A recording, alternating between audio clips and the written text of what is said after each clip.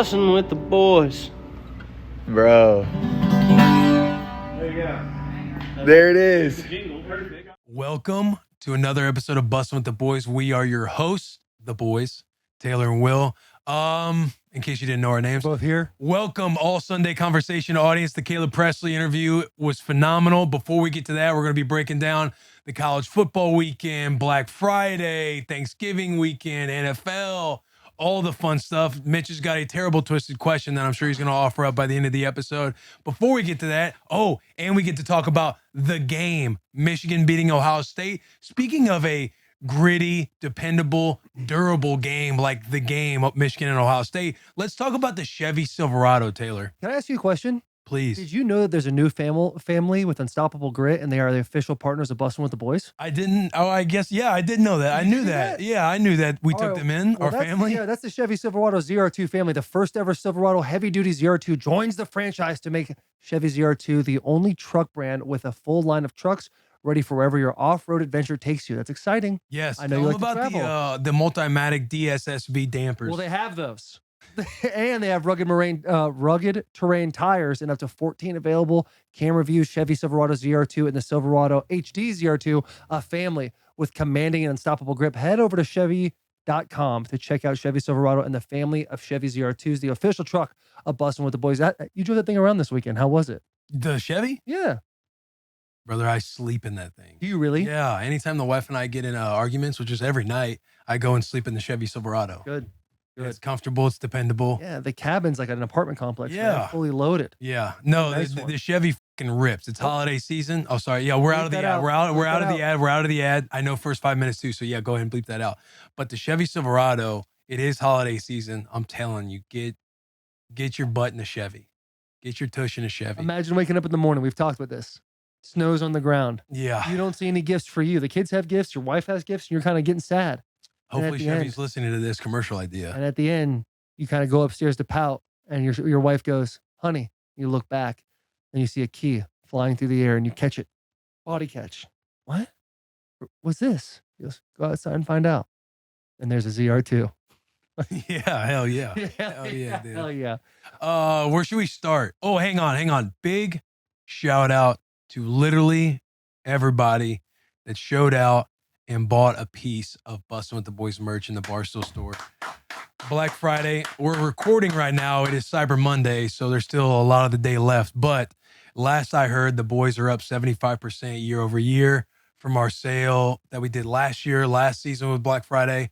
So shout out you guys. I mean, we got somebody who I believe spent possibly spending this $20,000 to get in the Beer Olympics, to participate in the Beer Olympics. Which is wild. People showing out to get in those giveaways. Go ahead. There was a lot of conversation when we were doing the giveaways. The way we like to work at Bussin' with the Boys is talk about things that never really get to a conclusion. So on the day of the episode last week, we're shooting text back and forth. You're back in Chicago. I was up in the air flying to Chicago. Literally trying to dial in, hey, what are these last final things going to be? And the boys who sat in the back, we talked about it a little bit and hit the Beer Olympics partnership. And there was like, it's 22 much? Is it not? Blah, blah, blah. Well, it seems like for sure one, possibly two people have taken the financial dive to come to Beer Olympics, which is incredible. I'll hand up. I thought the number was insane. I thought the number was quite crazy too. But my thought process in the number was, it's at my house.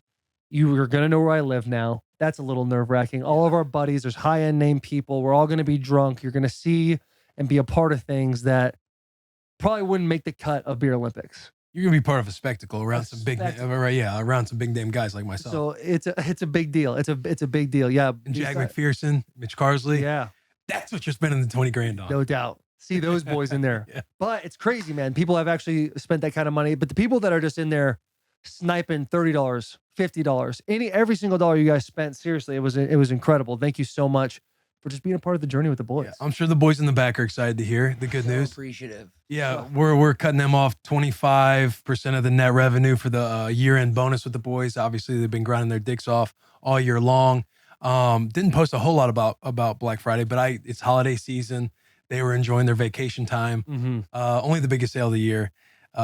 Depends, companies depend on these type of holiday sales. And you see that Jack already kind of jumped the gun already, splurging on getting a haircut. He knows money's coming his way. Look at him. He's a cute boy now. Cute boy. Make sure to zoom in on him, Mitch. Make sure to zoom in on Jack. Jack, look right in the camera. Yeah. Look into it. There it is. Smile. There it is.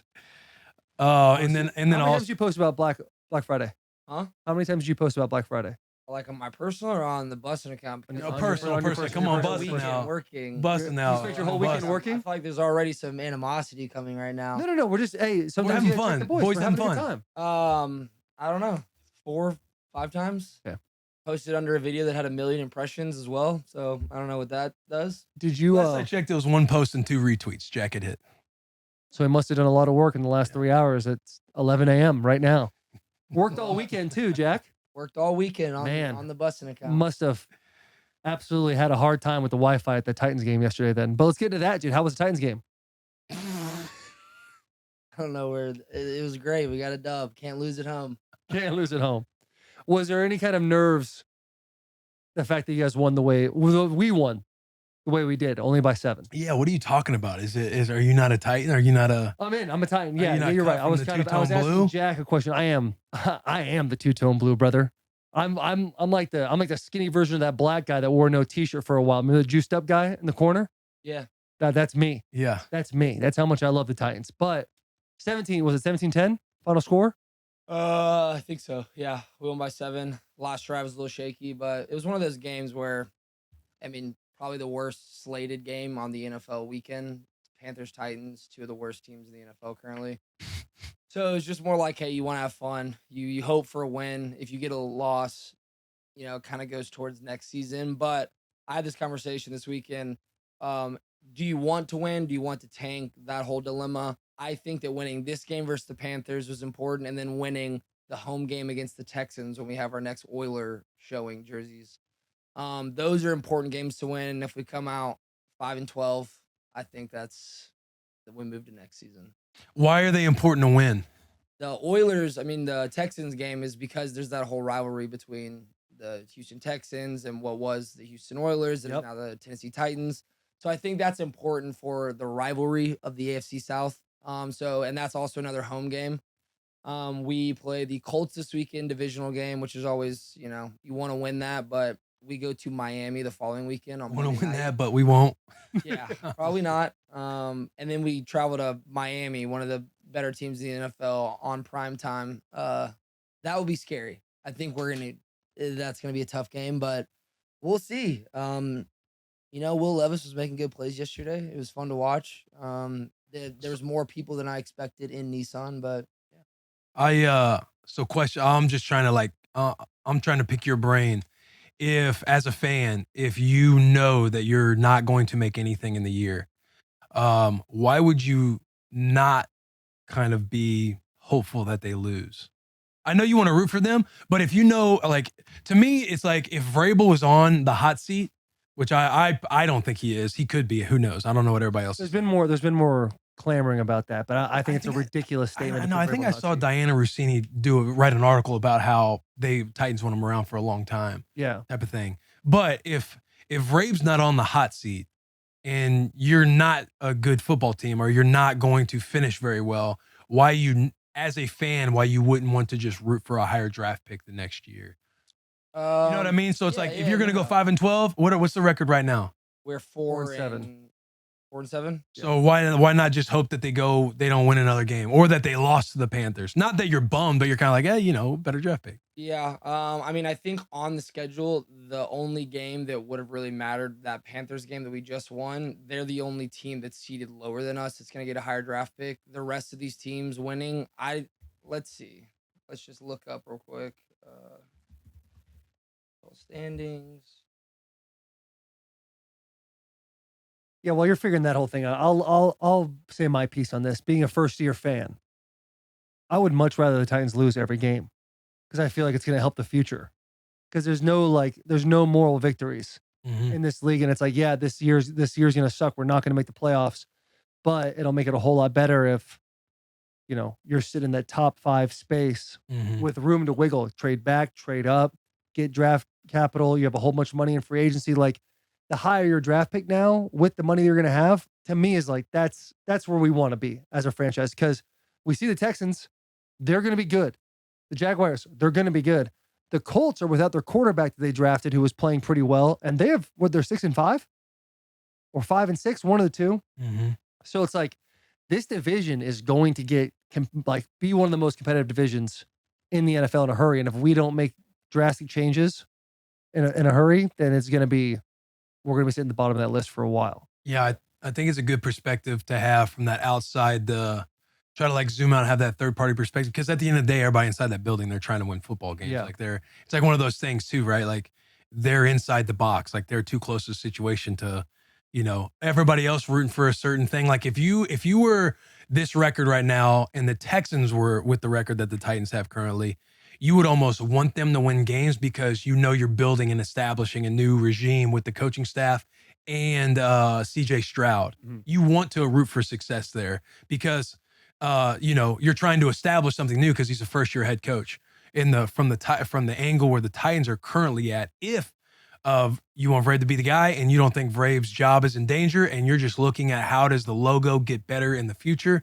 you're almost just like, you know what? We need these motherfuckers to lose. We need these dudes to lose out. So that way we have a better pick in the draft, like for the future. Cause there are like different angles to look at it on, like, hey, if we're not going to be in the playoffs, I hope we all tank. It's like, there are reasons that you would want to continue to win, even if you're going to have a losing season. And to me, those would be like the stipulations of like a first year coaching regime, or you're trying to like establish something new, or if a coaching staff or people are on the verge of being fired, like they're trying to do everything they can to win if the fan base wants them to be the head coach. I think I disagree. I think from the standpoint of the Texans, if the Texans were in the same position the Titans were right now, and you have CJ Stroud, who's put up crazy numbers for a rookie, he's crushing it. I think you'd want to be like, all right, we know our future is looking bright because our quarterback's good. We have a new head coach. And we just need more pieces. That's where you have the more pieces conversation. The part that scares me about this is we saw with the Panthers, them firing Frank Wright after 10 games? I have no idea how many games he was the head coach. Like, yeah, I think that's insane. The second shortest tenure in NFL history. Like this whole league is based on not having any patience at all, which scares me for Vrabel because I would hate for them to lose the rest of these games and then Amy be like, listen to, let's say the fans get, you lose all these games, the fans are going to be clamoring. They're going to be saying something. To me, it's like Vrabel is the guy. You just need more pieces. I don't think Vrabel goes on the hot seat, even if we lose out for the rest of the year. It'd be a different story next year if we still have the same issue. But J-Rob left us in kind of disarray when all the AJ Brown stuff started. He's the reason that we fucked up a lot of stuff. And I think, Amy knows that, and I think our fan base knows that. Just in like the collective of fans, I have not even heard whispers that like people want Vrabel gone. I think if Vrabel leaves, we will be in the biggest state of turmoil we've been in the last decade. So I think moving forward, even if we lose out, I don't think anyone's pointing fingers at Vrabel because he's like had to have these pieces to rebuild since we've given away like one of the best stars on our team in the last 30 years. So I think Vrabel's good, but the only reason I want to win that Houston game is solely because of the Oilers jerseys and like the rivalry. Yeah. But I wouldn't be upset if we lose out just from, if we have 4 games and then we, have a top 5 draft pick and then we've got a lot of cap space and we just need linemen, I think. And I also think where pressure goes too is you keep Vrabel, but internally with that staff, like shaking up something in the staff because you're going to have to you would have to make some kind of move. I agree with you. Got to make, yes. I just don't think it's where they're cutting the head off with Vrabel yet. And I hope they don't ever, because I think he's the best coach in Titans era ever. So it'll be a big offseason. Yeah. It'll be a big offseason for Braves for sure. And you just hope that they put enough pieces together that Rand does enough. Mm-hmm. But what happens from an assistant? You saying Tim Kelly? I think pressure goes to there. Like if you don't have established coordinators to where Vrabel's kind of got that resume and that pedigree of being like, okay, you don't have to make a move here because he's not like a new rookie head coach. But if you don't have like the established coordinators that have like a proven track record, you got to kind of like look at that internally. You know what I mean? Yeah. Like, who's like if you had, Fangio or, Spags from KC, Spagnola, who's another big time coordinator?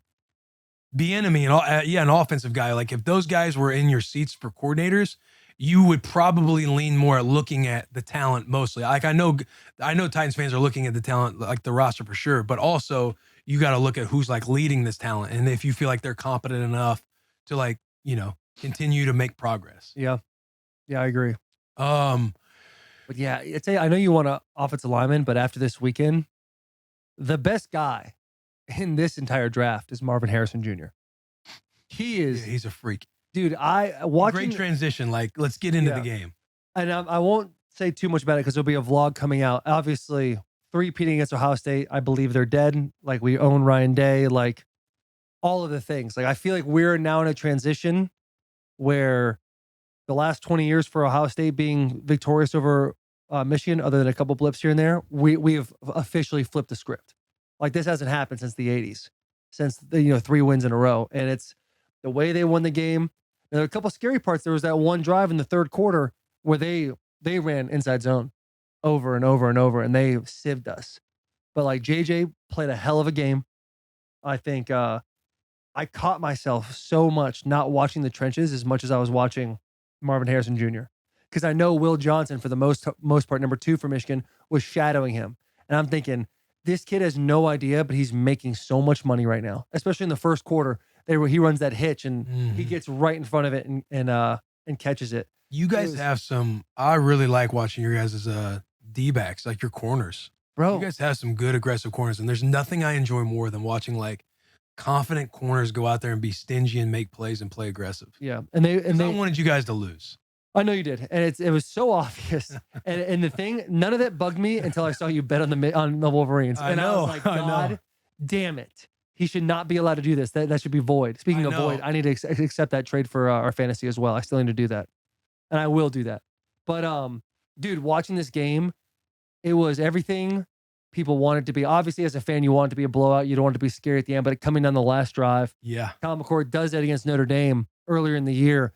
Get the pick while he's facing pressure. Like, it was awesome. It was awesome. They really 4 times went for it on 4th down and got it. I know. Just nuts. I thought you guys were about to go for it at the end of the game for whatever reason. I'm thinking, there's no way they're about to go for it. They lined up for the hard count. I thought I stood up. I was like, they're going to do it. I was hoping they would. That was great. That was their fourth and 1.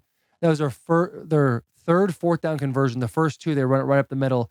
The 3rd one, the tight end just slips out to the side, gets like a 3-4 yard gain. Ohio State, like that interception on the second drive really hurt them. Killed them. It was, and listen, Ohio State's a lot better this year than we're last year. A lot tougher. Talking about Roman Wilson's touchdown. Every touchdown was reviews. Like, unreal throw. And dude, I mean, before the game, Mitch and I were on the sideline, and like who's the first person to come up? Trevor Keegan comes up, and he's in football mode. He's like, they're gonna respect us after this. And he's like, Zach Zinter comes up. He's like, what are they gonna say after this? And I'm like, oh, let's fucking go. What are they gonna say? I love the Keegan face paint too. Dude, yeah, the eyeshadow, they had the mascara on or whatever it was, goes hard. Yeah. Goes hard. And dude, I mean, we brought him up, but Zach Zinter, dude, breaking his leg, tib and fib, comes back for his senior year, All-American cat, dude. I'm pretty sure he was All-American last year. And he was, a finalist for all these awards. Yeah, that sucks. It just sucks, man. It sucks. But he hit me up. Successful surgery. Went well. Trevor was bummed out. He called me and he's like, man, I put some guy in the back of his legs. It's my fault. I'm thinking, bro, like, that stuff just happens. Like, you can't. No, it is. You can't, You get in the blender of like just thinking all those little things, because that does suck. You could tell like Zinter's a big time leader, the way everybody was kind of standing out there, and stadium starts chanting, let's go, Zach. Yeah. No, yeah, that sucks, man. Yeah. But did Keegan, did he just go around the eyes? Yeah. Oh, the eyeshadow? Yeah. I'm pretty sure it was just around the eyes. It's based on helmet. I was like, is he going full blackface right now? He does it a lot, doesn't he? Yeah, he's always got something going on. That was crazy. I thought that was a catch. What's his first name? Roman Wilson. Roman Wilson. I really liked his post game presser too, talking about Mark Harrison Jr. not being tough. Yeah. Wearing the Louis and all this. He's like, I'm not the toughest guy in the world, but he just went into it. It was awesome. I mess with a lot of the players. I truly wanted you to go down. I know. And I just, you know what? I'll just keep fighting. Truly, Michigan. Truly, it's Michigan versus everybody. Yeah. It really is. I put $500 on the line, like truly wanting so badly to lose the $500. I was like, I'm 0-4 right now on my bets. The ones that I chose to bet on from my picks. The other ones are winning. The ones I'm picking are losing. I was like, you know what? Let me switch this pick last minute and go $500 on Michigan Wolverines, just hoping that this bad luck continues. And I was like, and I have to do my real unit amount, $500. And it just didn't fucking work. Yeah, we're that good. I mean, there is literally zero excuses anymore for Michigan and their talent. We have an interim head coach. The allegations come out around Purdue. Those are legitimate wins against the schedule that everybody says was shit. 112. Oh, I in the mean, you entire guys, league. hang on. You guys played Ohio State. You beat Ohio State. Yeah, you beat We a beat good Penn team. State. Penn State, man, is like Bro, they don't have. Did you see Aller's stats? I watched Aller 2,500 play yards. the game against Yeah, Blue. he's a bad quarterback, but they were still a top 10 team. They're still a top 10 team. I'm pretty sure they're 10. Debatable. No, they're still 10. So it's like, what are we bitching about, boys? With an interim head coach. With an interim head We'll coach. see when y'all, if y'all get in the college football playoff. Yeah. I'll tell you what, on the other side. I was nobody to sleep on. On the other side, listen, on the other side of it all, I know I texted Kittle. I was like, what's the bet? He goes, I'm not betting. He was not having it. On the other side, I truly wanted Nebraska to win. I sat down, I ignored my family for 2.5 hours to watch the most boring game for my friend. That was a dogfight. What are you talking about? Shit show. That was terrible. Purdy was crazy. I texted you. I was like, "What does Purdy do?" And he goes, "You mean being a beast?" Because I think he threw a Then touchdown. he threw a And then I fucking texted him. Bro, that dart game down the field. just so fucking boring. What's crazy is in these highlights, it starts out in the second quarter is the first highlight. Oh, dude. Just a lowest- backyard brawl going on in Lincoln. Most Big Ten football game imaginable. I just could not believe that's how we lost. We Bro. just throw a pick right to old buddy in the middle of the field. Well, we had a good conversation. I know, like, literally, I just had to listen to you basically begging to the gambling gods to take your $500 so my team would lose, strictly so my team loses. But you had a great point about Nebraska, is that these seniors so many times have been in close games and have lost, where that has become the culture. What? That Dude, was I saw that play. that was the one where I you was like, texted me and said, "What is Purdy doing?" Dude, I was blown away by that. The seniors at Nebraska have been through so many close game losses. And Iowa's the same exact team as Nebraska, but they have 10 wins. They have no offense and a pretty good defense. And they play in the Big Ten West. Like, and Yeah, it's just these little things. Yeah, everybody in the Big Ten West is essentially kind of the same, but Iowa, for whatever reason, just figures out how to win at the end of the game. Like when everybody's trying to decide, Iowa's the one who steps up and wins 10 games. I mean, winning 10 games is Awesome. crazy to me, because to me, it's like, yes, this team is no different than Nebraska, Minnesota, Illinois, but everybody wondering, like, how can Nebraska just not? And it's like, yeah, these seniors, these fourth, fifth, sixth-year guys, depending on what age they are now, it's like Nebraska in the last decade, whenever that second year of Mike Riley, basically, because that's when the losing season started to happen. It's like all these guys know is like anytime a play doesn't go their way toward the end of the game or in the second half, the mindset naturally is, oh, fuck, we're going to mess it up again. And that's been like cultivated over, almost a decade now. And so they're trying to figure out how to kind of turn it around and just learn how to win in tight games. Because you can't beat yourself, like, situationally. We're blowing a timeout, or we could just to save a delay a game when it's like, oh, we should have probably just took a delay a game. Yeah. But we blow it in situational football, and that's just like being in tune with the details when they matter the most. And right now, Nebraska just hasn't figured out how to do that. Highlights of the game, missed field goals and punts. It's just this. And I can't believe, essentially, it was Big Cat in a helmet at quarterback for Iowa. I know. What was that kid doing? He's 265 pounds. A tank. Hits hanging out of his shoulder pad. Yeah. Right at him. And we've been shuffling around quarterbacks. Like, it's no secret that we're the worst turnover team in college football.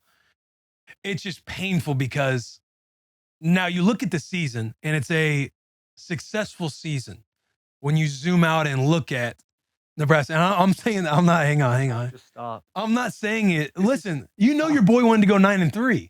I know. Like, to me, we were going bowling. Like, that is disappointing. You never, like, somebody was like, I think I saw Will. I had to take him on a walk and promote Black Friday. But you look at the season for real, and we won 5 games. We were 5-3 going into the last 4, right? 5-3 going into the last 4. And those were winnable games. You hope that you win those. But Coach Rule's first year, it's been his best first year at any program he's been at. And everybody talks about, okay, this is going to be a slow burn. He's 1 to 3 wins in his first year. Then the second year gets better. And the third year, you're double digit. Like, I know that's essentially the expectation. But you come in and win 5 games in your first year. Like, that is a positive. We're trending up. Just the way we fucking lost 4 close ones that you should be able to nut out. That's disappointing. But when you look at the year as a whole, it's like there's some optimism to have with this new staff. Mm-hmm.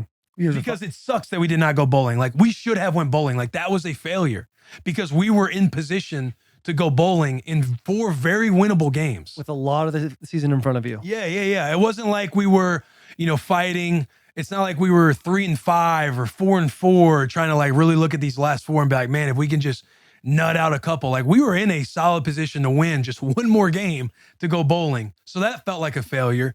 But if you look from the beginning of the year and zoom out as far out as possible, it's like there's optimism with Rule and this staff. SpaceX far. Yeah, SpaceX far. Like, spend money and go sit on Jupiter and then look at it. Now it's not that bad. Yeah, spend money. Let's get recruits. Let's continue to build culture. Like, your boy's ready. I'm already ready for next season. If you guys won 1 more game than you did last year, that's a positive. If you guys do that 7 years in a row, you guys are undefeated. Say that again. So you guys went 5-7. Okay. You won 1 more game than you did last year. So if we you just win 1 more game every single year in 7 years, you will be undefeated. And I would bet on those odds. I'm sure you would. You fucking. But I'm saying, does the base have the patience for 7 years to get the superior dominance over the college football landscape? Yes, because next year you make a bowl game. The year after that, you have 7 wins. You're in a better bowl game. Next year, you have 8 wins. Now you're in contention at Big Ten West. Next year, you have 9 wins. Now you're like, holy shit, is Nebraska back? The year after that, you have 10 wins. He's like, oh, we actually are back. And then 11 wins, and then you go undefeated. It's like, yeah, give him a statue. If we only won 6 wins next year and then 7 the next year, like, I'd be hanging by a thread. Brother, I at this point, like, it's so exhausting. I don't think you'll ever hang by a thread. Just because I do think we can really take a big jump next year. Yeah. I mean, we took a jump. We took a big jump. A one win jump. Listen, again. You guys went from the best 3-9 team 2 years ago to probably the worst 5-7 team this year. No, I tried looking that up. We were a 0-point differential, but the year we were the best 3-win team of all time, like, we were plus like 63, 60, we were plus 70 in points. So I don't think a 0-point differential qualifies as now top 10 of all time, top 10, 5-loss team of all time. I think top there's a 10 debate. Worst 5-7 team of all time. Best 5-7 team of all time. Brother, no, not even close. But if worst 5-7 team means we would have 5 wins and have like a massive negative point differential. Yeah, but you can look at other stats like turnover margin. It's like, I think Iowa was at one point behind in points. Like, I was like the worst 10-win team of all time. Yeah. During the game, there was a stat, like, I think the best record for a team that averages 250 yards a game or under, the best record was 4 games, 4 wins, and they're 10-2. Yeah. Iowa's wild. It's just crazy. I hope you do not sleepwalk through that game because we need you guys. Obviously, we need you guys in the college football playoff. Michigan's not even a part of the Big Ten anymore. We should go the Notre Dame route. The Big Ten tried to do this bullshit, this kooky little, we're going to suspend them for 3 games with hopes and prayers that, okay, this is the hard part of their schedule. We're going to put Penn State in front of them. Hopefully take an L there. Hopefully take an L against Ohio State. And it's truly Michigan against the world right now. It really is. And it's a perfect reflection of this bus. The perfect reflection. Because it's literally, I've been so positive about all your guys' teams, except for you, Mitch. You don't have Taylor, man. You got to stop with this. I've been so supportive. Like Taylor, you support, and truly, I know that you actually want Nebraska to win. But then when we get to we get to all the other theatrics on making the shirt and doing the whole patronizing head pats, like some of the Dave Portnoy stuff, it's just like, that's where I'm drawing the line. That's where I got to stand on business. Like, I know you want us to win. The patronizing head pats were with Big Ev when he was an Ohio State fan. And if I'm going to talk down to Ohio State fan, I'm going to talk down how it's the game. It's the opportunity to do that. If I'm making a shirt and if you're gonna get real tight about a shirt that was made, well, we can go and look back. One example. We can go and look back at the when we were the first seed, and you want to make Bengals t-shirts. We made those, didn't we? We make Michigan honest again t-shirts. Well, we made those, didn't we? And that was after you were pushing make Nebraska mediocre. Like, oh, we just need to get you back to mediocre. But that's not a negative thing. 6-6 is solid. You guys would kill for 6-6 right now. If you guys would have won that game, you guys been like, this is where it happens. This is where it happens. No, I'm truly being honest here. Because I put the t-shirt up. It's a funny t-shirt. Hey, look, that's let's check those numbers. I bet they didn't sell. We sold 30. That's low. Low. How many make Michigan Honest Again shirts we sell? I don't know, probably 40. No. Probably 31. We talked about this morning. He said, I think we sold maybe 5 or 10 of those things. So what are we talking about? Now, that's what my assumption was. That was an assumption. Right. That's not fact. Right. We can probably check and the another numbers. good point, too, there was 700 clicks on just that one link, which brings people to the Barstool store, which they probably purchased other things also. So there's that also. There's that to go off of. Let's talk about Duke Canada. They have a collection of holiday products that men actually like. Give the boys something they deserve, like a big-ass lump of Kohl soap from Duke Canada. Duke Cannon's holiday gifts are made in the USA by humans, not elves. These gifts are not going to break the bank and make the perfect gift for your boys, your father-in-law, or your cousin that you barely see. We got the big-ass lump of Kohl soap, illegally cut pine soap, Rudolph's much-deserved nightcap soap, and so much more, dude. Find their holiday soaps and gift sets at Target, Walmart, or DukeCannon.com. I really have. I've made comments about Tennessee that were blown out of proportion, but I've supported Tennessee. I've made comments at Alabama being dead, but when they started coming back, I was happy for G. I've supported JP Hovey on South Carolina, hoping to God they can make a bowl game. Please, God, beat them against Clemson. So what's the issue here? Hang on. Okay. What's the problem, boys? This is a for the boys brand, but all I see is one guy sitting in this chair right now, being a fan for the first time, getting excited about his team, and his boys want to cut him down at the knees. So let's go and hear it. I guess the question would be, so just to clarify, you think you're a first-year fan and you're very excited about your team winning, and ultimately you just think everybody on the bus just wants you to fail just because you're just being an excited fan and winning? No, I think the personality, when I go at Jack a little bit, that can feel some type of way. When I say you guys get beat by a hockey school, that can feel some type of way. And the allegations come up, I defend Michigan that type of way. It's all small devil face too. Yeah. What's that? Small devil face too, like losing. Yeah, smile, devil face, whatever. Listen, if you're the only one that's allowed to chirp on the bird, and I'm not allowed, then we got an issue. Listen. I'm trying to get outside. I'm trying to get outside the me and you thing. I'm just asking, like, you just think it's 5 or 6 on one. When I spout off and say Michigan's the best team in college football, and obviously that's not received very well, I understand that. If you guys want to be nasty about it, that's fine. That's good. But I truly wanted Nebraska to win that game. You truly wanted Michigan to lose that game. Yeah, I wanted Tennessee to beat Florida when we're coming back from Athens. Truly wanted them to beat Florida. I wanted Tennessee to be contenders. I wanted USC to at least make a bowl game. I wanted the expectation, whatever the expectation should have been. I said Nebraska's going to be 6-6. So you guys can take the way I'm handling being a fan a certain way, but if you really peel back the layers, I'm still supporting you guys. Not at the Bussin Bowl. I didn't support you guys. And Jack, we've gotten into it, but I said Joe Milton's a stud. He ended up not being one at all. Heupel's the guy. He is still the guy. Rattler, that whole talk with JP saying he's going to be the steal of the draft. I don't know about that, but I smiled and nodded when he said that in Las Vegas, Nevada. So what are we doing? Who's really being the bad friends here? Listen, no one's trying to point the finger. We're just trying to ask questions. Ask questions. Yeah, I asked the question. I guess if I'm trying to think of it, every other guy on this bus who has a team, like when they're winning, I feel like there's a sense of like, you're almost happy for the guy based on the way that they are being fans. If for whatever reasons we come up with, if there's a point to where people want you to go down, like at some point, maybe it's like, how am I handling myself as a winner? Because if Nebraska's winning, I would almost assume that the guys are like, oh, I'm hyped for Will. When Tennessee's winning, it's like, we might do stuff to chirp and get him riled up, but I know Jack knows that there's a game that gets played, but ultimately I'm like, oh yeah, GBO. Like even Garrett, like he could be, like sometimes he gets a little, gets a little high and mighty, but that's been the best team in the last however many decades with years. Alabama. Yeah. JP, you want to win, but they're like Nebraska. We can't fucking win games. Like you're in a spot to where, yeah, you can go about it a certain way and we still end up rooting for you. But there are antics along the way that ultimately create this. Like, yeah, I'm fully aware. That's why I just come out and say, I want you to go down because of all the antics that do happen. Like, I know you ultimately want Nebraska to win. Like, I know you actually do, like you are kind of rooting for them as well. And then we have our ball talk conversations, but then all the other things that go on, the theatrics, I'm like, I need this dude to go down. I need like I need a Portnoy. The way I get patted on the head, the way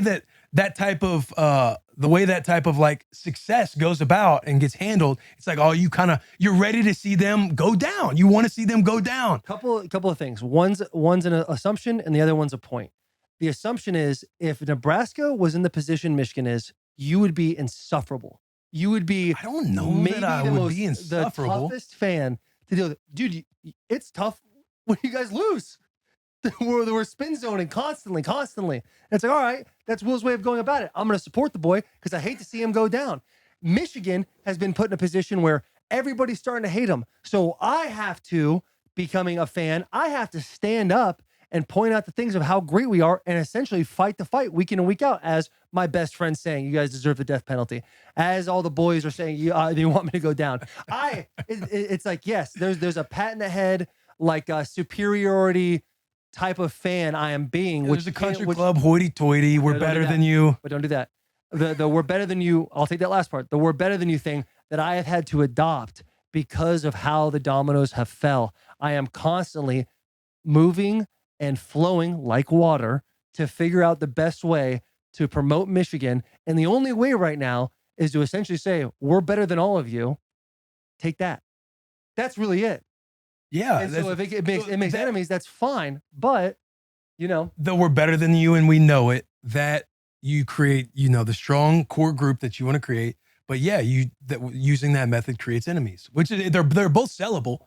Right. But the pat in the head, like, listen, I know Dave's got his way of going about things, and I've adopted a couple of those things, like patting Big Ev on the head and turning on you. But it was the Bussin Bowl, obviously. Mm-hmm. Like, I obviously wanted you to lose that game. So, but other than that, and the one remark I made in Minnesota, which we've talked about why I made that remark, because I started to notice, oh, this is really a one-sided, both of us being fans of each other's team. But I've still said I want Big Red to win. I think it's great fan base. I think you guys deserve more. You guys should be in a bowl game. But yeah, for whatever reason, me being so excited about Michigan and having to fight the fight the way I have has turned the boys into, let's hope to God Taylor's soul is crushed by his team losing. Taylor, you were curious, trying to give feedback, trying to talk up through it all. And it's essentially like how you look at the feedback. Yeah, I got it. Like you're like, oh, I hear your assumption. I'm going to match it with an assumption. If Nebraska was winning, you'd be insufferable. You talk about feedback. Barstool Survivor is coming out today, correct? We want to end that conversation. I feel like that was a good conversation. Is there anything else that we got to talk about? Any of the boys, like, is there anything you want to chime in on, off base on? When Michigan won, he was like, that was a good game. Look, I'm confused. like, seriously, I've said I enjoy them. Like, I'm the dudes like Wilson post game, Quorum. Like, I'm enjoying. Like, I was sad for Zach. It's like there's a couple games that go on there. It's like, yeah, they do. They fight their ass off. Michigan's a tough football team. And you see the continuity of the locker room. Yeah. Zinter goes down. The next play, there's a run for a touchdown. Blake Corum, 6'5". Like last night, it's today, November 27th, the Daily Dad parable is about the Harbaugh family. The who's got it better than us? Nobody. Their old man was going in because they were being loud at nighttime. They were going to go in the room because the boys are horse playing around, getting after each other, being loud. Dad comes in, but instead of throwing the hammer down on him, he sees how much fun they're having. He's like, boys, who's got it better than us? And they both, like, in sync said, nobody, Dad, nobody. Young kids. And now that is the theme that Harbaugh cares with. I learned about that last night. It's on the Daily Dad, November 27th. And that was where I was like, yeah, man, it's cool to see. It's cool to see some of these elements of Michigan, these boys band together and come together. But when it comes to the games and everything else, it's like, yeah, I need to see them go down. Like, do I think they're going to compete in the college football playoff? Probably not. Good. Jack, did you have anything to say? No, not really. I just think Michigan fans, when they're winning, are extremely loud and proud, which is fun, as you should be. And then when y'all lose, you kind of abandon your school, which has been the case in like the early 2000s.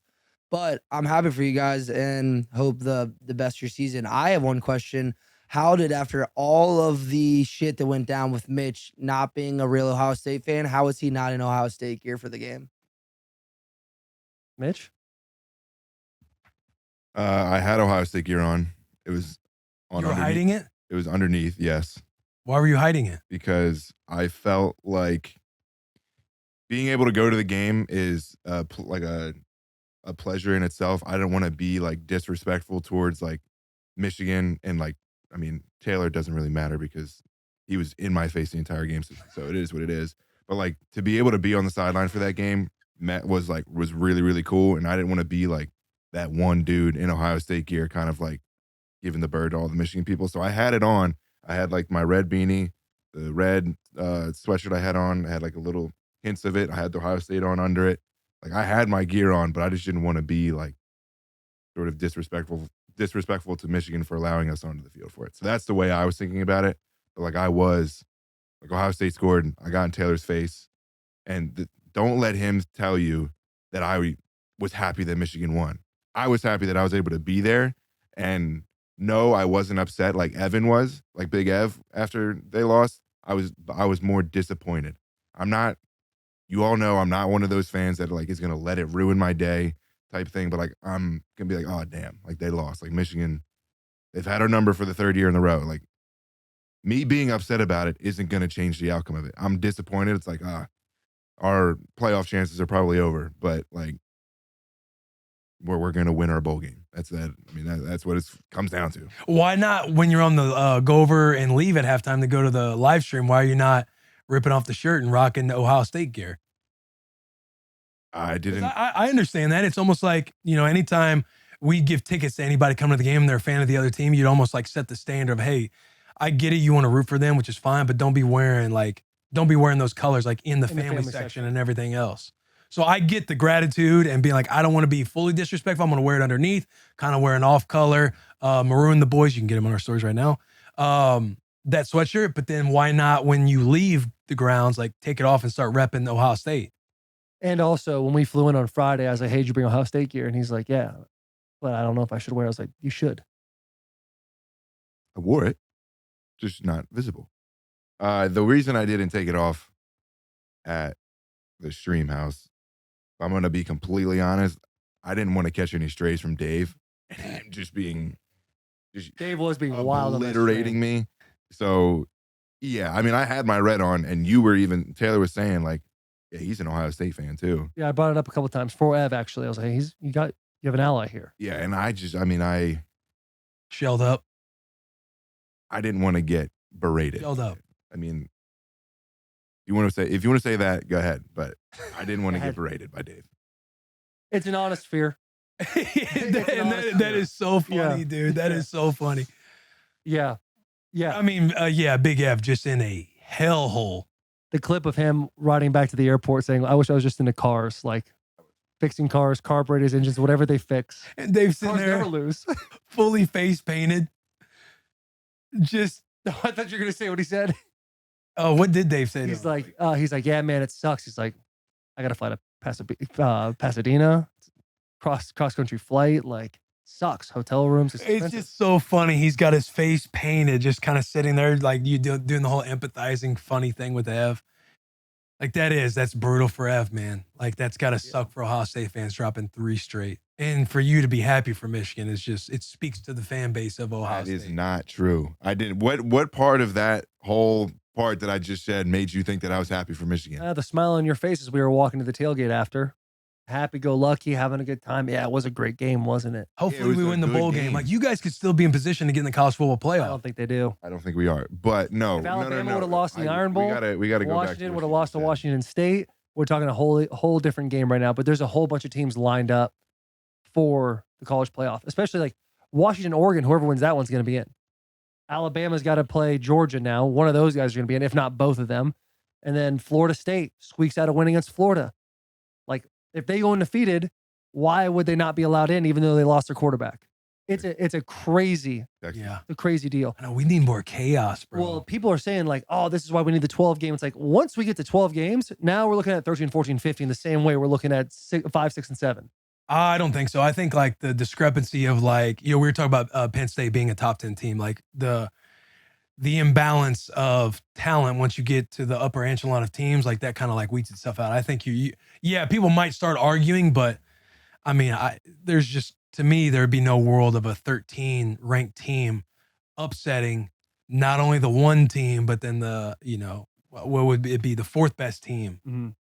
Like Maybe. going on that kind of run. You know what I mean? It's not like, to me, it's like, it's not like the NFL. You can see that in the regular season. Like you always catch like an Ole Miss being like 15, upsetting up number 14. Yeah. That's regular season. Once you get in the playoffs, it's like, Right. there's no trap games. There's none of that. Like you're playing for all of it. I can't, like, to me, just how, like me, I was saying Bama will go in. I think they'll upset Georgia and get in the college football playoff. But that survival win against Auburn is insane to me. And should play, like, I get it, rivalry game, Iron Bowl, that's what everybody tries to claim. But I mean, that's a tough win Auburn on your should have won that game. on your strength of schedule. That was insane. Auburn, the muffed punt. Crazy. I can't believe it. This Four catch, dude. dead I catch. can't believe that 4 has got to be in a blender. 31. I like it, 4th and goal from the 31. Yeah. And then he just sits back there, 2-man rush. Which is wild. And my man number 4, he's like trying to push, who's at 17 out of the back of the end zone, can't do it. And then you just got to see this man catch the ball in the corner. I mean, Milroe, what a throw. I can't believe they won that game. Just crazy. I do think Georgia, I don't know, who do you think wins that game? I think Georgia beats them. I think Georgia does too. I think Georgia wins. I think the most interesting game there is Oregon-Washington. Yeah, if Oregon beats Washington, then you got 2 win-loss teams there. If Florida State loses to Clemson, Florida State is now a 1-loss team. Yeah, I think everybody's looking.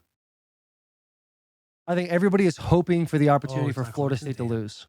Everybody wants. Yeah, Florida State because to I lose. just don't think they're actually one of the top 4 teams without their you lose your quarterback. quarterback. Yeah, But I do understand, like I do get, like they should have every right to be in the college football playoff as an undefeated Florida State team who just won the ACC championship without their quarterback against Florida and, the championship game. Like, are those teams good? Like, they're average, but if you're Florida State, you would be pissed off if you're not getting in the college football playoff after going undefeated. and if they go undefeated, they should have the op. But I do hope they lose just because I don't think they're a top 4 Yeah, team. yeah, Without their quarterback. yeah. But I don't think there's. Who do you think rounds out the college football playoff to you? I think Georgia, Michigan. I think Oregon might beat Washington. Yeah, so Georgia, Michigan, Oregon, Florida State. I think Florida State's going to beat Clemson and it's going to piss a lot of people off, but also like you can't take an undefeated team out. Louisville. Mitch said they're playing Louisville. Yeah. Shows how much we follow the ACC. I Right. like Georgia, Michigan, Oregon, and Texas. That would be awesome. That would be awesome. Be a great mix of teams. That's a good mix of teams. Yeah, what I don't want is Alabama to beat Georgia and Alabama squeak into that top 4. And if Alabama beats Georgia, I think it becomes Michigan, Oregon, Alabama. God, Georgia? I hope it's Texas. You don't think Georgia? I know, I don't think so either, but because I think the SEC bias plays into it. But in my opinion, this SEC championship should be the extended playoff, like should be an extended playoff game. You win, you get in. Like I don't think you get kind of like a, you don't get like a rematch type of thing. Having Texas in would be cool. They're playing Oklahoma State. They'll win that. Yeah, I'm hoping, Texas, Oregon, Michigan, and then whoever comes out of the SEC championship is what I'm hoping for. I think that's a lot. I think that's a good mix. One from Big 10, one from Big 12, one from SEC, one from Pac-12, and to me, all the best teams in those conferences. Yeah. Last year, the Pac-12 too. So Yeah. cool. Oregon's tough.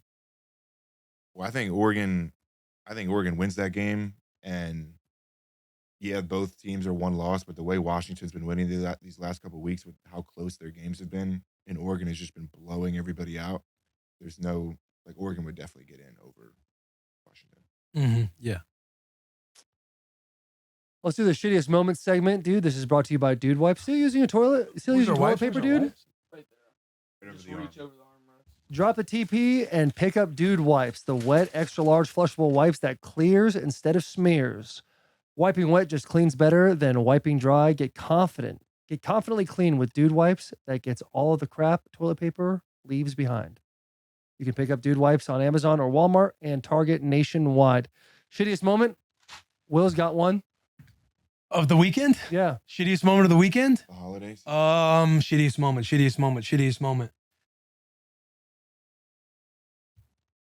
Rue's in this little phase right now at the moment. Rue's in this little phase to where she wants to dictate what goes on your head. And this morning she was getting real pissed that I had this beanie on, that I had my sock cap on, the emo sock cap. And I had to challenge her to a fight. I had to say, if you want a shot at the title, you come get it off my head. If you want it off, come get it off my head.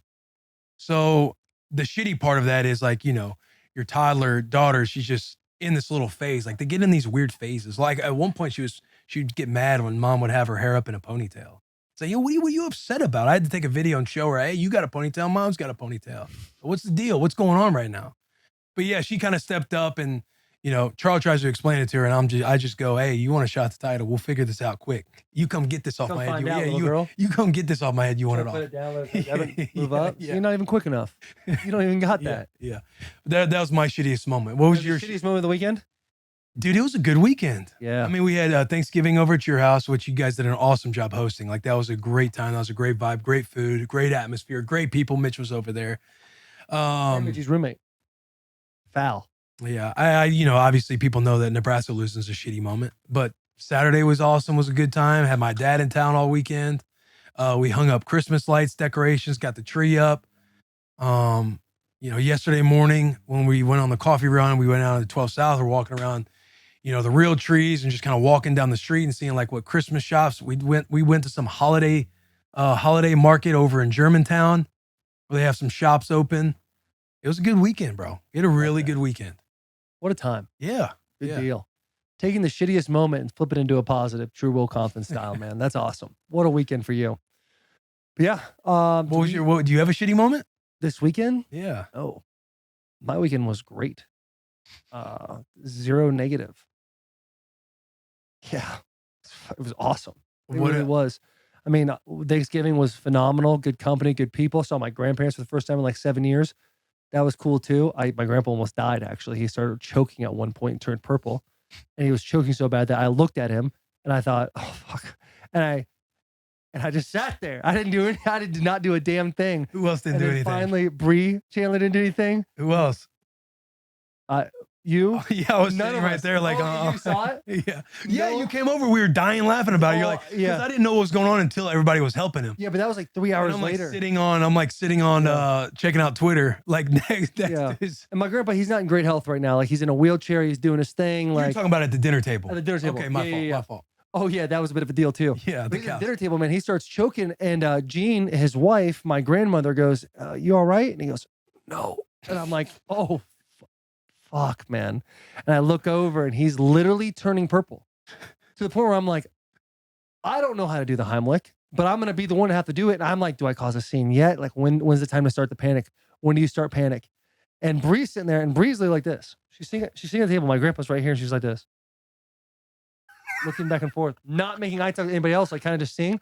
Because Bree's like, I don't know, she's not a nurse, but she's qualified. Yeah, she's something in the medical field. She has a pamphlet or something. And fucking the old man coughs it up, whatever it is. And he's like catching his breath and he goes, "Food's delicious." And he continues to eat, man. He just continued to do his thing. I'm like, all right, Grandpa, I see you, man. Moving. But yeah, dude, he's ripping that wheelchair right now. And that's just, it's tough to see because it's like he talks about it all the time whenever we're on the phone. He's like, I just hate, I can't do anything. Yeah. It's getting around. Stop him. He thought the couch was going to be a good decision. Yeah, I help.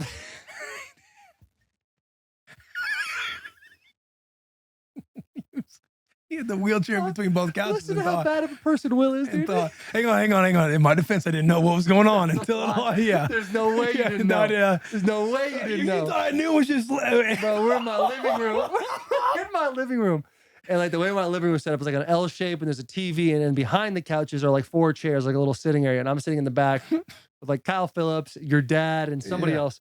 And my grandpa gets out of his wheelchair and sits in the chair, and everyone's kind of watching the ball games going on. On the couch.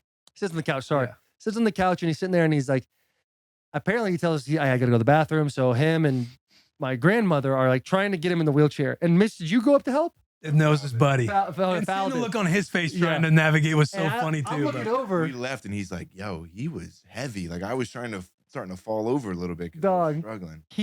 So he's got his arms up trying to get over, and he's just struggling. I'm looking like I got to get over there. But then I noticed Will sitting right next to the chair. He's right next to the chair, literally within arm's length, within elbow length of Will. And Will has gone from turning, facing the TV, to his shoulders are now turned away from my grandfather, looking at his phone. I swear to God, dude. I swear to God you were doing that shit. And I look over and I'm like, oh man. So I walk over and I grab him up under the armpits, get the guy over there, and he's, hey, thanks, Tay. And then kind of just wheels off into the distance, show him so I walked over and Will and I said a big laugh of like, yo, you didn't do nothing. Yo, that was so funny. Bro. The moment you came over and I heard, Grandpa, you need help. And I look over and I see 3 people tag teaming this thing. I think to myself, I have my phone in my hand thinking, yo, I look like such an asshole sitting here with just zero awareness of the situation. Oh my God. Because at that point, it's like, oh, fuck, I'm being an asshole. But then there's so many people helping. There's no like, you're like, hey, you need. Yeah. But when I heard you come over,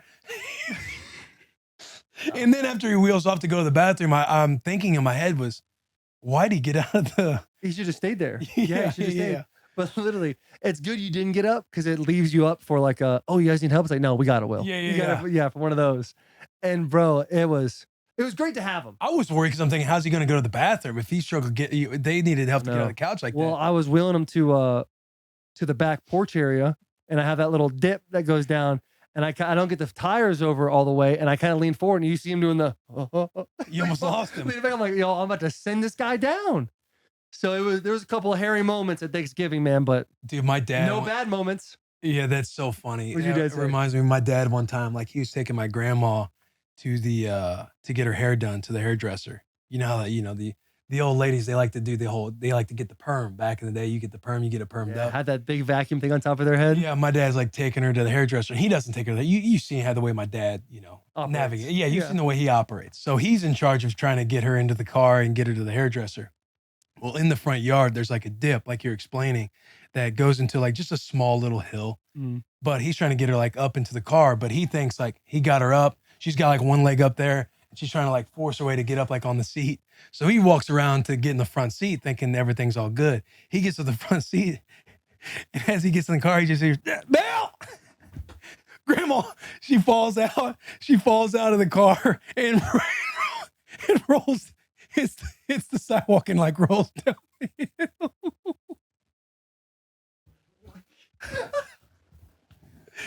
Oh.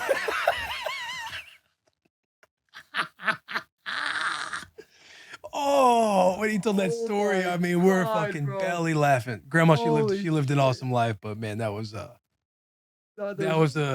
you mentioned the little bump and almost losing him. It made me think of that story. Oh, dude, that story reminded me of something else that happened at Thanksgiving that was just for me. Oh. I feel like I shouldn't tell the story because I feel bad. I don't want to feel like I'm talking trash. I'm not. It was just a situation that came up and it was funny. But after I get my grandpa down that little, we get through the hairy little he might fall forward thing. Yeah. I get him to the gate by my pool and there's a step and it's dark. There's no lights on. I'm like, Grandma. My grandma's like stepping backwards. I'm like, hey, watch your step. And she doesn't hear me. And she like kind of leans back and her foot falls off and she does the same like a big scream and is reaching. And I'm like, I got the wheelchair here. I can't like save her. She catches herself. She was totally fine. But bro, the mobility is tough. Yeah, it does. Like telling the stories, there's a little bit of that, oh man, I sound blah, blah, blah. But man, every family's got their grandparent stories. Yeah. Yeah. Dude, just more grandpa stories in my head. I know we could tell them all, but let's tell the people first about body armor. Bussin' with the Boys is brought Love to it. you by Body Armor. From sports drinks to sports water, Body Armor's got you hydrated all day long. Whether we're talking, watching, or even playing sports, Body Armor is the go-to choice. Real hydration, real ingredients, packed with electrolytes, vitamins, nothing artificial, no BS. Body Armor has great tasting flavors like strawberry banana and blue raspberry. The best athletes in the world are drinking Body Armor.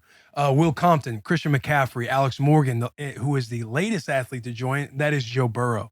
My favorite one lately is the Berry Blast. It's Berry Blast, right? Blackout Berry. You're right. Blackout Berry has been, honestly, Blackout Berry has been my favorite since day one. Number one, I love the all black wrapping paper, and it tastes the best as well. Body Armor is available in stores nationwide. Head over to Body Armor store on Amazon and get yours today. Caleb Pressley's going to come up. We're going to do Caleb Pressley. Number one, Barstool Survivor is out. We're recording this on Monday, so the first episode is not officially out, so I'm not going to talk a whole lot about it. I just know I cannot wait to watch that first episode because it is a wild elimination. It's a fun, one of the most fun games. We get split up into teams. I've never been familiar with Survivor. I've seen it on TV. I know it's one of the most popular shows like of all time that people love to binge watch. There's like 20-something seasons out there. But Barstool has their own version of Survivor where we're locked in the office all week long. Cameras everywhere, elimination games, people get eliminated. There's a lot of, you feel the rivalries that are very real in the Barstool world that I'm sure will be unpacked week after week when people do reaction shows or talk about it on Barstool Radio. I don't know where that's all going to be, but I know Barstool Survivor's out, and you should very much take yourself over to YouTube, the Barstool Sports YouTube channel. They're releasing episodes Monday, Tuesday, Wednesday, every week up until December 13th. That is when the finale, where we all figure out who the winner is.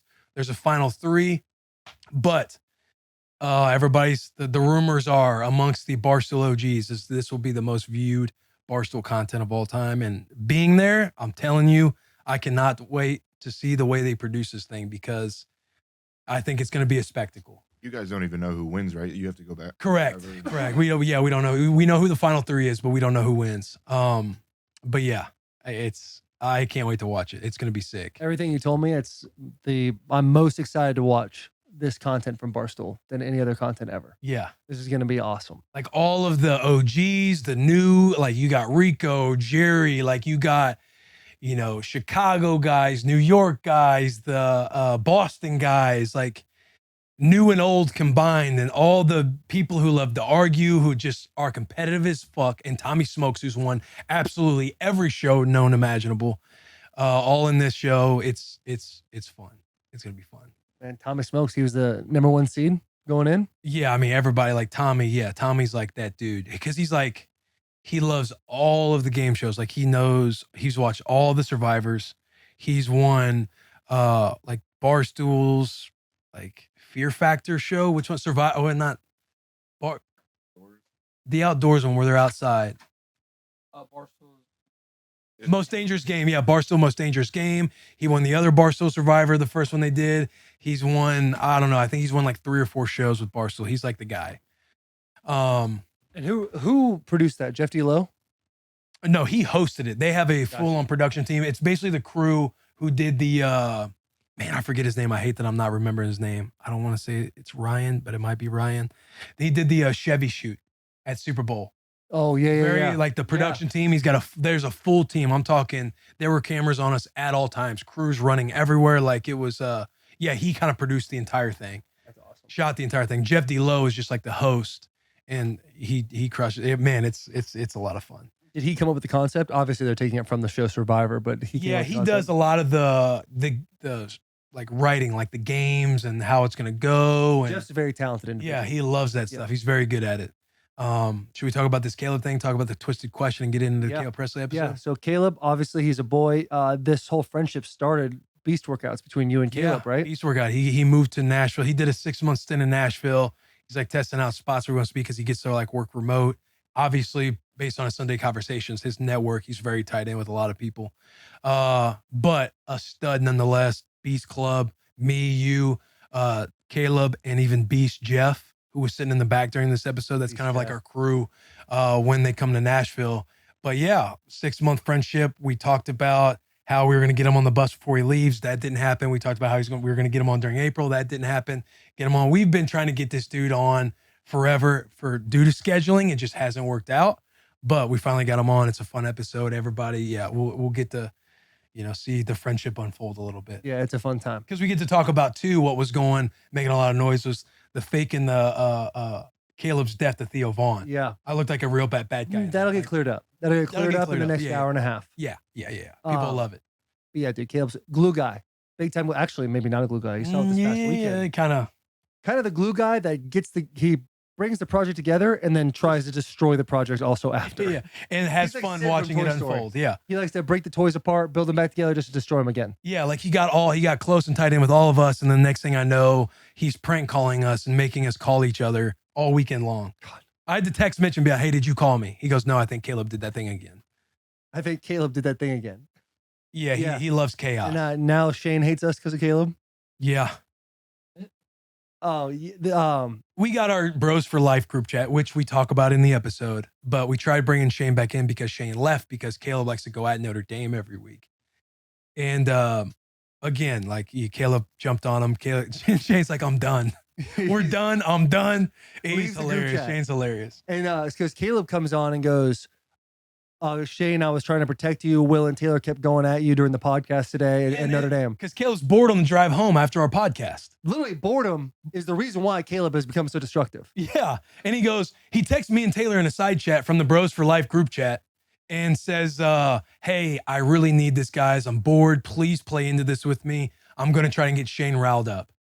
So he's texting with Shane. It's like, hey, Shane, we just did Bussin with the boys. The boys were trying to come at you a lot, but I was defending your honor type of thing. And I'm thinking, what a wild way to kind of just put us behind the 8 ball. But yeah. So I tried I said something. I don't even know what I said because I was trying not to. Shane will he'll leave the chat. You know how Shane is. And, but I'm like, dude, Shane ends up leaving. I'm sure it didn't go down the way Caleb hoped it would, to where Shane would banter, go back and forth. And now we're trying to piece back the Bros for Life group chat. Yeah, Shane has still gone radio silent on the boys. Smart on his part. If I'm Shane, I'm leaving that chat too. It's a good to have a break. Yeah, yeah. He's just trying to love us from an arm's length. Yeah, set a boundary and then we'll figure it out as we go. Yeah. Because Shane's the boy. They're both the boys. Because I literally was putting my kids down and I came back an hour later to 30 texts in Bros for Life.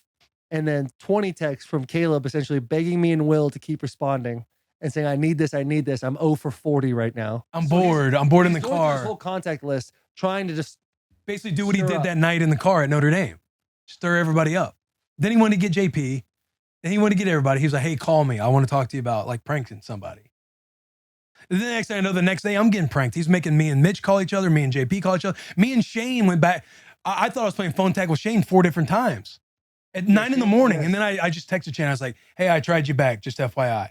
He didn't respond, but then I come to learn that it's this prank call thing. And I'm like, I get a call from JP at 9 a.m. And I'm like, hey, what's up? It's like, nothing, just driving back. What are you doing? I'm like, I'm just hanging out, dude. What's up? What do you need? He goes, you called me. And I literally was like, started going through did I accidentally call him? Hang up on him eventually. And then 2 minutes later, I get a call from Shane. Answer, I just started laughing. Like, what?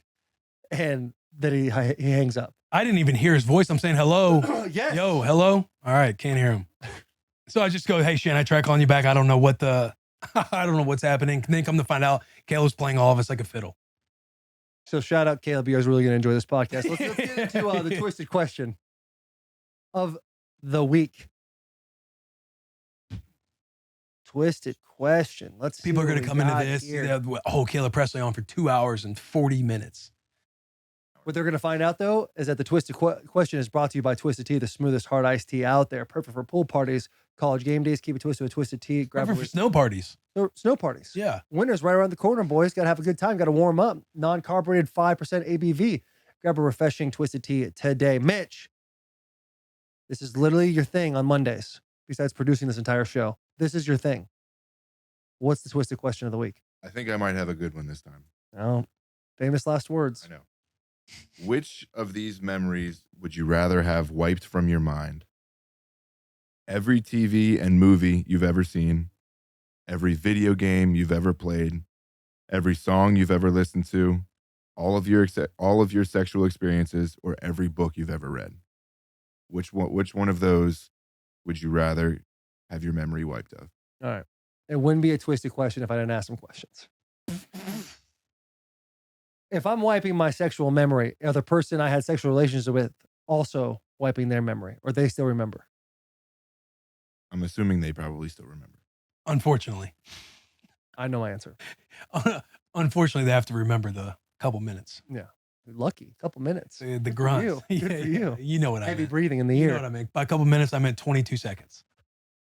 What are you doing?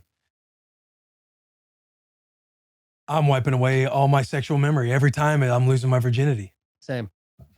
Think about it. Yeah. But also think about You are rocked up every time. Yeah, but think about this. You get ED? Not rocked up every time? I'm just saying, like, you know the times where you kind of gotta get yourself in the like, think about when you were a virgin. Yeah, and that's the It only happened goal. this happened once. You're like shaking. Right. All these things happening in your body is like, what is going on? I'm learning about my there's only body. a few times in your life where you We've had a good conversation about that before, but you get to feel that because you don't have any memory of having sex or like having any type of sexual intercourse. I'm with you. I think that's awesome. That was easy. Okay, to play devil's advocate, like every TV and movie you've ever seen, you get to rewatch it again for the first time.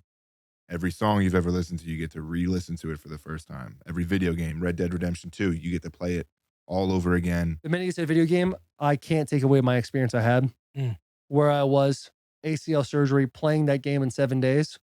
I will never have that taken from my memory. Yeah. I will keep that forever. That's the universe working. Yeah. It couldn't have gone any better. My love for Arthur Morgan wouldn't be the same if it happened in a different way. The movies thing, our lives revolve so much around quotes. Remember this movie, remember that movie. Hey, what about that movie?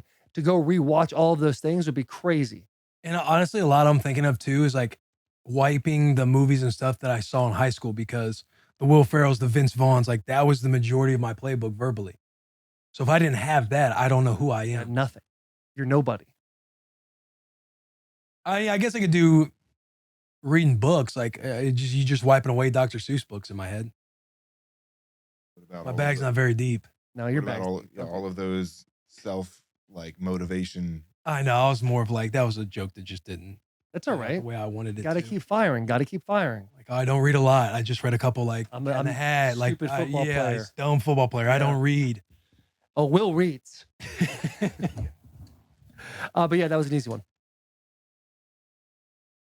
Don't you think so, Jack? Let Jack answer. 100%. With the music and movies, like with pop culture, there's so much conversation that revolves around that stuff that if you're a blank slate, you might as well just leave the room. Like, right? Yeah.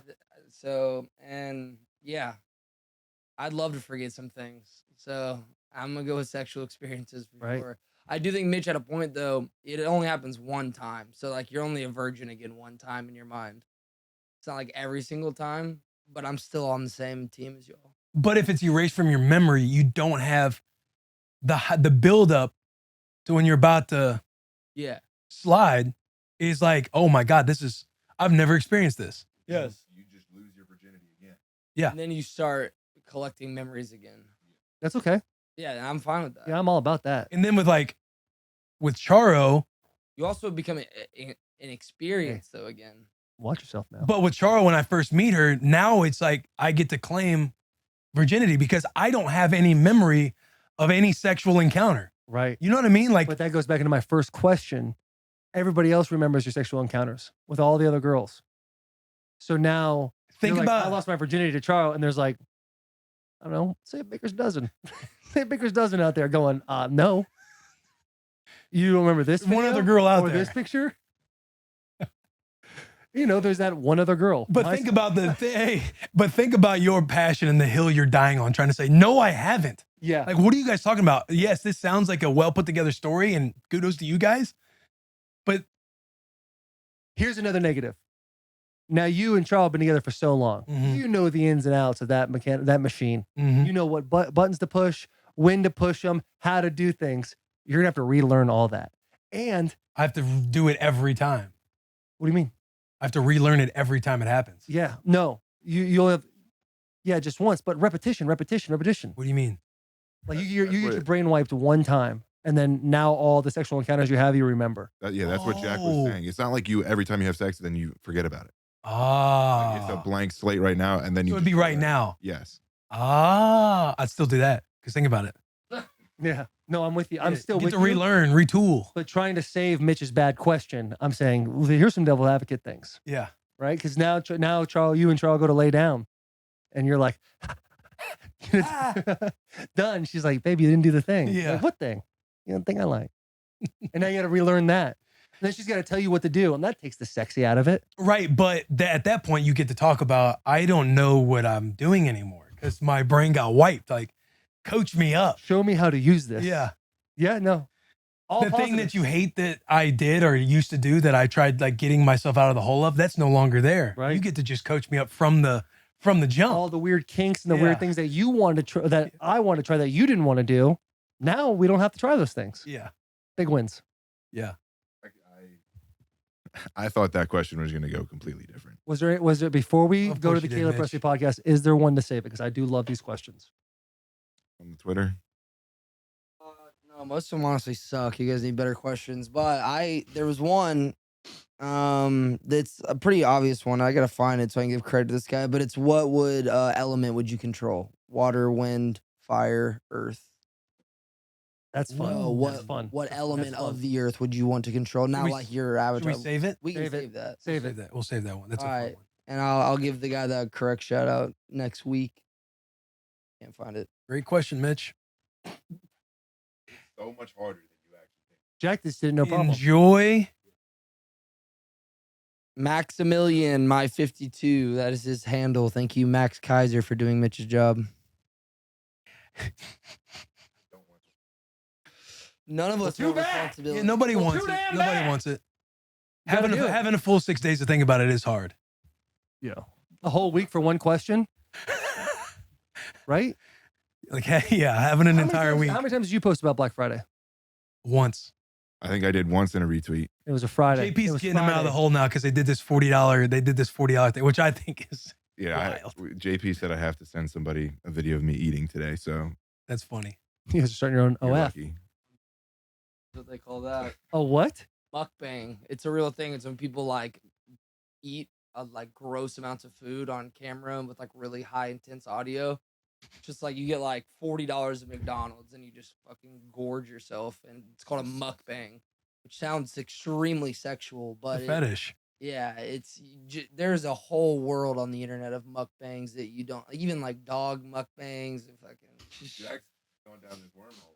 Oh, I just know the internet, dog. I'm out there. Attaboy, He's Jack. out there, bro. You know Jack, dude. No days off. Titans Zero. game with his dad yesterday. No games off. No days off.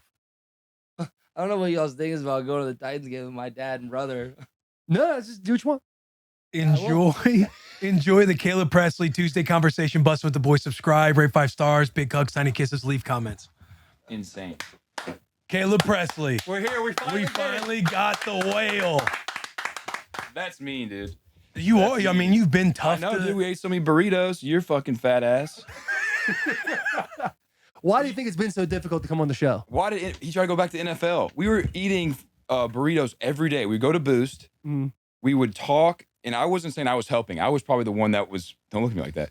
I was probably not helping because I was just trying to talk and hang out. We would sit in the sauna and then go eat 2 burritos every single morning Right. for 6 months, and I gained 25 pounds. Calorie intake doesn't balance out that way. And then you call me the whale as soon as I get on here. The white whale. I'm just saying, I know, like, well, obviously, yeah, white, yeah, but- we're so. Dude, I mean, Caleb lived here in Nashville for what, 6 months?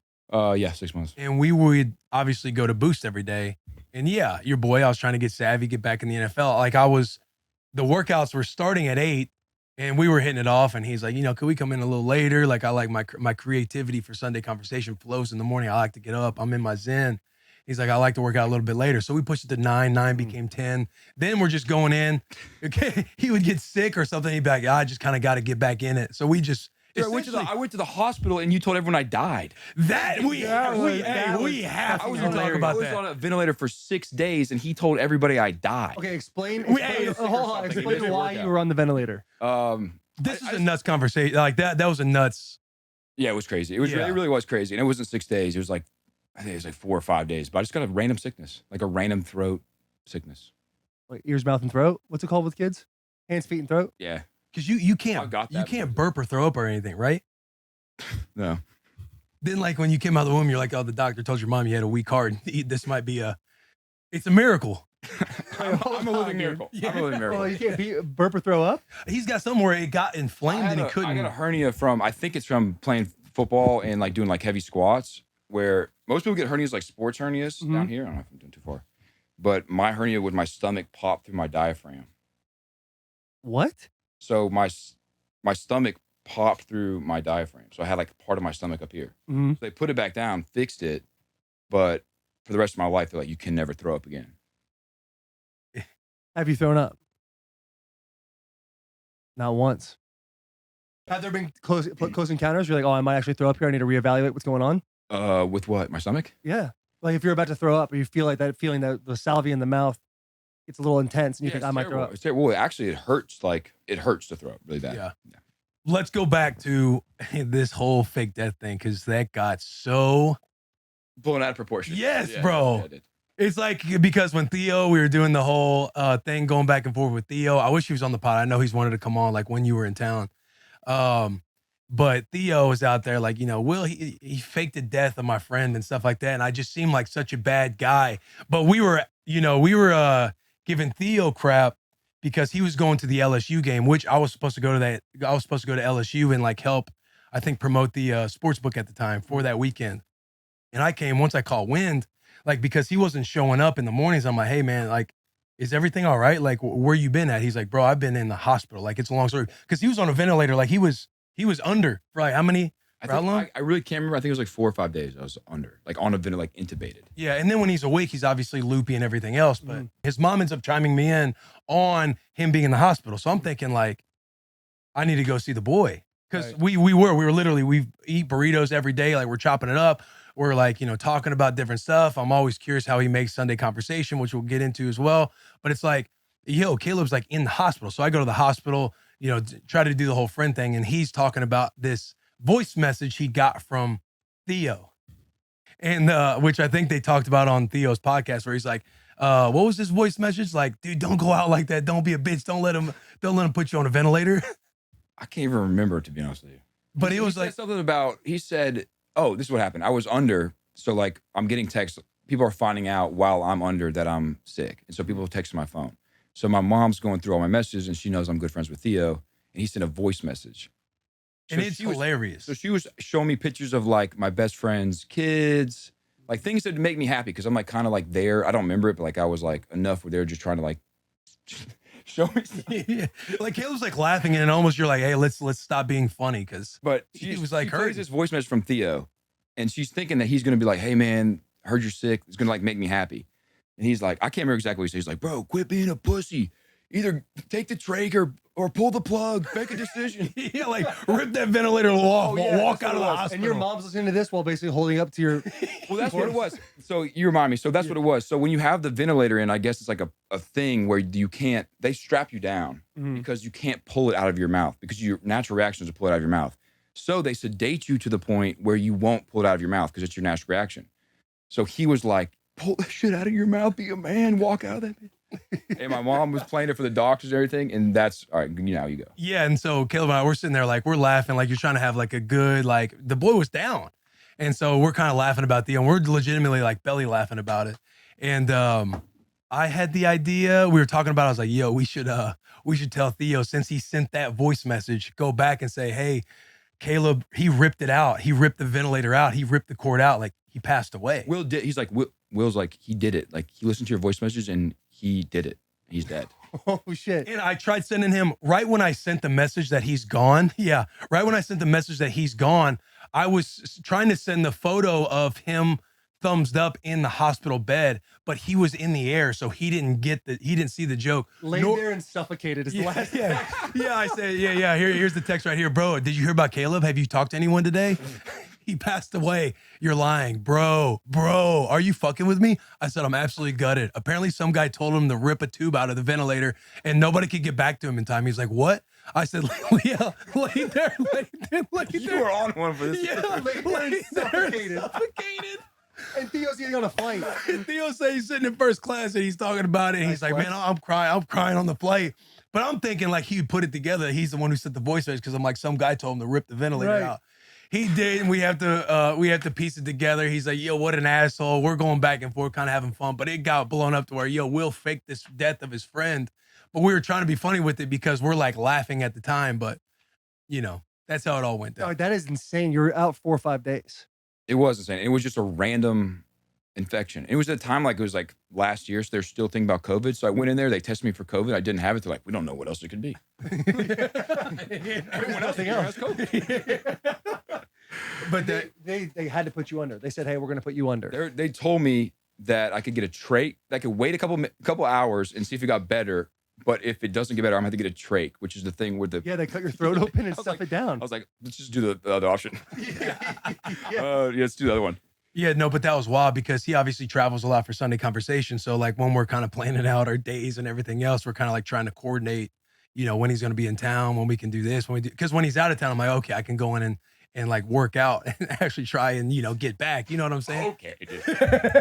Hey, it We was saw the nuts. picture. We saw the picture. When I started joining that crew, it wasn't your process was wild. I would watch you come in and stretch for a little bit, and then you walk over and say something while still kind of body stretching, and then you walk away for an hour. And you'd be like, where you at? He's like, oh, I'm in the sauna. But you were trying to work out so hard. Bro, and we had a good thing Caleb going. even- dude. Caleb was like, good thing We had a good thing going, and you came in act like you owned the gym, trying to bench press. Oh, don't do that, bro. Literally, I remember like, The first time you picked up like a 70-pound weight, and we had not done that. We were still working out. We were actually working out, but we were just doing light weight. lights up. We're trying to get our backs right too. We were doing like knees over toes type Yeah, thing. yeah. And Caleb's like, you know what? My back's kind of fucked up too. And so I'm doing, you know how I was doing those exercises where, I'm doing those things like to activate. And he's like, oh, I'm going to do this stuff with you too. And it did get to where we'd do that. We'd hit the assault bike for conditioning and go sit in the sauna. Yeah. And then as the Falcons called and I was trying to get back in when the whole stretching on the thing, he's like, hey, I get it. Like, you got to go a little bit harder now. But that shit was so funny. dude, I'm not kidding. We worked out every day for 6 months, and in that time, I gained 25 pounds of fat. But are you seeing the receipts of what's happening here? You just got in the sauna and then ate 2 burritos every And single then day. go do Sunday Conversation and then come back and be like, hey, I'm kind of, I need to recover. I need to get back into it. Right. And then you get to where he had to leave again. Then he come back and be like, hey, I got to kind of get Caleb's back in the type it. of guy that says like has a tough weekend and goes, I have to listen to my body here. Yes. Allow myself One time he to get sent the going. text like, hey, I'm going to come in a little later. My body's not. Yeah. It's a little off. I gotta kilter." listen to this. You know, when you're a fine tool machine like me, I gotta Yeah. I gotta figure it all out. Yeah, that's so true. I am that guy. Oh, I mean, yeah, that's me. dude. Oh, And from bro. there, like, Shane Gillis, we got the Rocco crew going out to Notre Dame like that That time. was one of the most fun weekends ever. Dude, I just listened to, I know you guys are trying to tee up the story, but I just listened to The Rock on Joe Rogan's podcast. And Joe Rogan and The Rock are talking about how they're working out with Shane and a couple other guys. And Joe and The Rock are talking about Shane like he played college football. Right. Like he's definitely been in a weight room probably for 18 years of his life. And they're like, we're just trying to teach him how to like pick up the weights and like not overdo it and not like they're trying to teach him about what it means to lift weights. Like, dude, he played college football. Yeah, bro. Joe's talking about him like he's their little coach, kid. like other father. Like, I'm trying to get him back into it. Some He's talking about him like he's yeah, push-ups, air squats, like, and he goes, today was a little hard for him. We hit the heavy bag, like, they were a little in over Yeah. that. Yeah. And I was laughing. I ended up hitting up I was Shane feeling like, bad for Shane. I was like, man, they were really making him sound like can't do anything. Yeah. Like anything physical at all. They made it sound like this was the first time he'd ever been in a weight room. He played college football. So he probably, when he was like 6 years old, all he cared about was football for probably like 10 years straight. Especially a Pennsylvania boy. Yeah. Anyways. Dude, he said Joe gets after it too. Like, he's like, we'll be on the heavy bag and he'll just be like, throwing kicks. And you've seen the videos of Joe throwing Yeah. kicks. Like, I mean, he's a trained. but that's also like textbook something that Shane would sit back and be like, this is lame. Like I know. yeah. But Shane's feeling good about it. He enjoys it because I did like whenever I was talking to him, I was ready for him. Like if he heard that, like that's the part where it's like Shane's like, would make fun of working hard and everything else. But no, he's like, he says he feels really good doing all this stuff with Joe. He says every time they come back, they have their little squad. But I was thinking the same thing. Like when they were talking about, I'm like, man, they're just like kind of patting him on the head. Like, I'm trying to get him. We're starting with lunges. We're learning how the body moves. I'm gonna have him start sweeping first, just so they can feel the body mechanics. From my other, Sweeping? Yeah, like when you're a little kid, like there's. Yeah. my favorite part though about Joe, like you know how I'm assuming you guys listen to Rogan a lot. Oh yeah. Like you know how he tells the same stories over and over, but he has new guests and he actually does a good job because he like makes it seem fresh. But he always has like the same stories he'll tell. But his new story he tells is like, I was gambling with Dana White, Will Compton, and Taylor Lewan. Or Taylor, well, I don't know how he says your name. It's not how you supposed to say it. Yeah, Taylor Lewin. And he's told it to like, he told the thing, he told it to The Rock. He tells us like every guest now. He's like, I was with Taylor Lewin, Will Compton, and we were gambling. Like you guys are his best friends.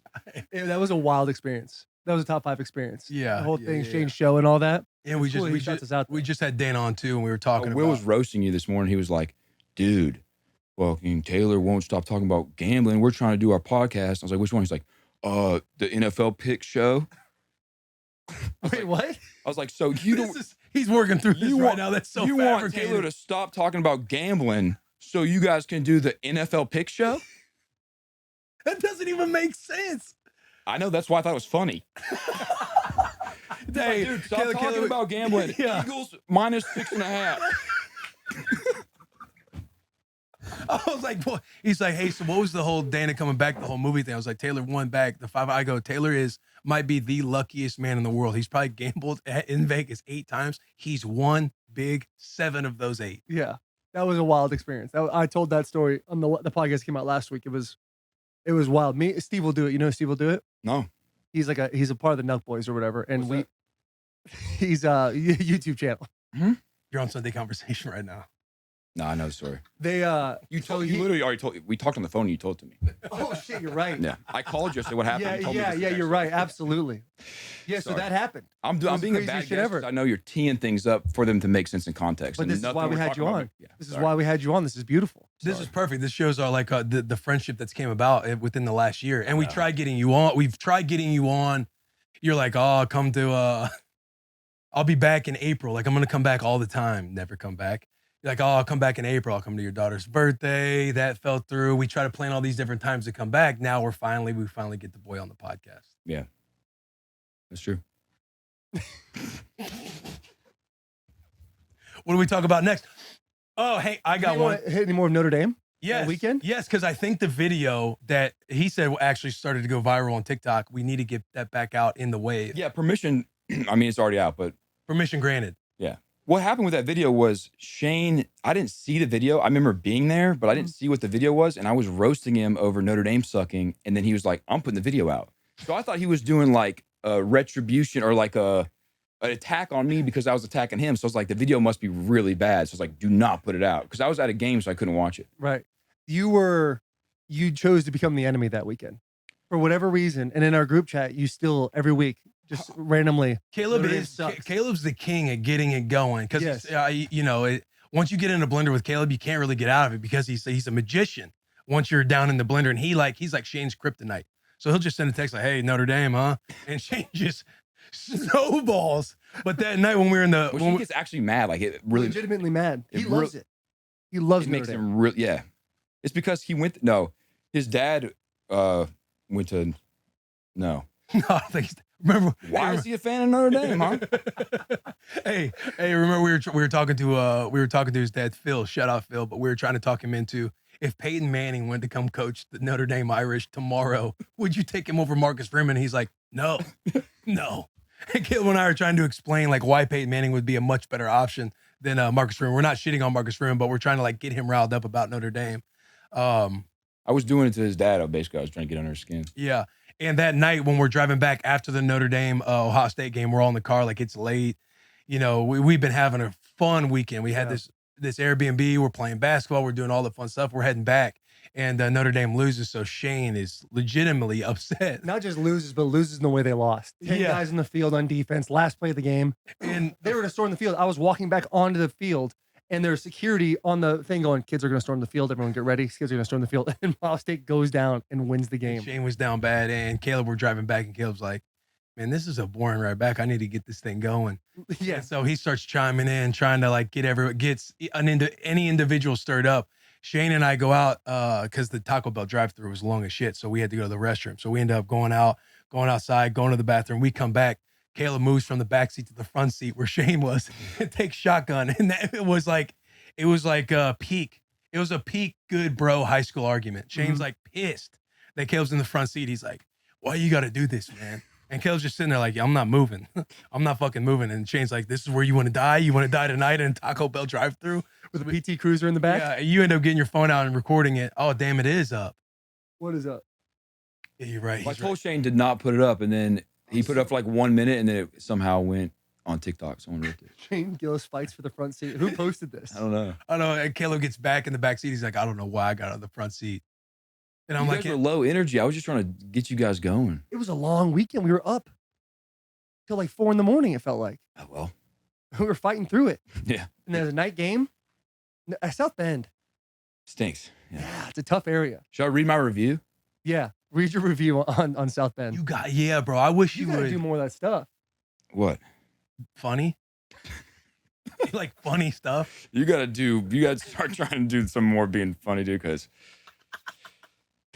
I mean, you like the way. Yeah, we'll get into. You have to read your review on Notre Dame because, in my opinion, he should have published it. what's as our a group chat Yeah. called? Beast. No. Oh wait, the bros for real. Bros for real. Bros. We're for the real. most basic guys of all time. Yeah. We have 2 different group chats. They're Beast and Bros. We're not doing well. Oh my God. Yeah, so this is the context of this, though. So I've been going to Notre Dame for a long time. My best friend from high school played at Notre Dame. So I went on his recruiting trip with him. I went to watch him play there. I've been going to Notre Dame for a long time and always have rooted for them. Even when we were there, we were rooting for Notre Dame. Mhm. And even since then, I've been betting on Notre Dame to support Shane. Right. And still, they just let me down every which way you can let someone down. They let you down. So let's see if I can find And when they lost that night, it's like, similar, I guess, with me in Nebraska. Maybe I'm not as bad as Shane, but Shane was in such a bad way. And when you don't have a dog in the fight, but you're riding with your boy, the minute they do go down, it's like anytime I jab a little bit with like JP, it's like when you're rocking with them and then they lose, you have kind of like a, Told you. hey, what's the deal, man? Yeah. Like, you're fucking losing us money. And you're also like, remember, we don't really care about this. Yeah. I thought we were doing like a little Yeah, bit together. yeah. No, Shane really cares. All right, here's my thing. South Bend Notre Dame review. Can I blow my nose real fast? You guys gotta- Yeah. I got a cold. I got a cold, and then after 7 days, I was like, my cold's over. I'm going back to live my life. And the cold just has not stopped. It's that time of year, man. It's I crazy. know. But 7 days is like a normal amount of time to get over a cold. Yeah, it should be like, I think I have like Yeah. a really bad immune system. You yeah, shoulda- your shoulda- stomach's in your sternum. You should have got up and went beast mode with us, bro. No, I've fallen apart on that too, though. Grabbing what? This part. Cut this part. Cut this part. No, keep this part. Do it in the mic. No. Just seriously cut it. I've been sick as a dog for a long time. I just it was Wipe like, your chin too. You're wiping down there. huh? Bro, I'm down bad. Is that time of the year? All right. Here's my thing. Notre Dame review from Caleb Pressley. Academics, 8 of 10. Religion, yes. Crime, lots. Women, crime. Vibe, non-racist whites. Fans, 10 of 10. Football, goes without being said. Okay, I'll say it, bad. Airport, 3 of 10. Food, gordita crunch. Seafood, they should stop serving it. X Factor, Lou Holtz is the man. True. True. General thoughts. Notre Dame is, I can't remember if this is explicit, so if it gets bad. General thoughts. Notre Dame is undeniably a one of one. Whether you love it or hate it, everyone knows in their heart it's a magical place. If you love nostalgia, if you love thinking about the past, if you love telling the same stories over and over, if you have bad breath, this place is for you. Personally, I want to hate it, but I have to push my relatively small ego to the side and give credit where credit's due. Notre Dame is the definition of unique. At first, I thought maybe it's the rich tradition. Maybe it's the history. Maybe it's the closeted gays who work in the basilica. Maybe it's Nuke Rockney. But after visiting twice over the span of 4 weeks, I realized something. The truth finally hit me. The reason why Notre Dame is special is simple. The people who run it, no, not the big wig insurance millionaires, but the real people who actually run it on a day-to-day basis, doing local service and campus security have never left town. Their entire lives, they've been confined to this one small subsection of America. Descendants of great drinking Irish heroes, they are the only members of their entire bloodline born to be alcoholics that have never even drank in the morning. They have no purpose. They have no ability to reach their destiny. So instead of doing what they were meant by God to do and cripple themselves with substance addiction, they soberly drive golf carts around the shittiest town in Indiana, tell old stories, old lies, and tell me to stop vaping. Overall score 61 of 100. Shane will I love didn't have that. Wi-Fi on my flight. Is what happened. That's why I wrote that. That right Somebody there. wrote that. Yeah. That would the South Bend is a scary place. It just seems like everything you just said with all the people just never leave ever. We went to Linebacker for a meet and greet, and there was a guy in this rundown limousine that like walked us into the limousine, and we started betting on a kids game where the thing spins around and cow goes moo, turkey goes gobble gobble, and we just sat there and there's like things hanging in the air. It's just it's a wild world. Yeah. It's a wild world we live in. Yeah. I mean, I don't like it, so I think it sucks. It feels a lot like, it's like a small town. Like a small town you never leave. Yeah, It's but got some homey nostalgia vibes to myself. Yeah. What do you mean? Like just I went to Catholic school. you want to go to Notre Dame. I did want to go to Notre Dame. Really? Yeah. I mean, my favorite away game we ever played in college was at Notre Dame. Like in the stadium is awesome. Did you get offered by Notre Dame? No. If you got offered by Notre Dame, would you have gone? Yeah. All right. Caleb slung the rock in North Carolina. Yeah, I know. Yeah, by the way, we have a guest back here, Big Beast Jeff Shoddy. He had a pick six at Notre Dame. Yeah, All-American linebacker from the University of North Carolina. This bus just breeds white linebackers. Yeah. You got anything you want to say, Beast? Yo, plug your show. Say you got a show going. What's it called? Blue Collar. Calling the shots. Shout out VIP. Now it's VIP and shot now, but About UNC football. about UNC football only. Yeah, I mean, not a lot good to talk about lately. You guys losing to Virginia, like it's you guys. have had Virginia, a, Georgia tough Tech. year. Well, like Nebraska's. Well, Michigan's doing good. Yeah, Michigan's doing great. Michigan's doing great. And Nebraska can make a bowl game if they win this week. Really?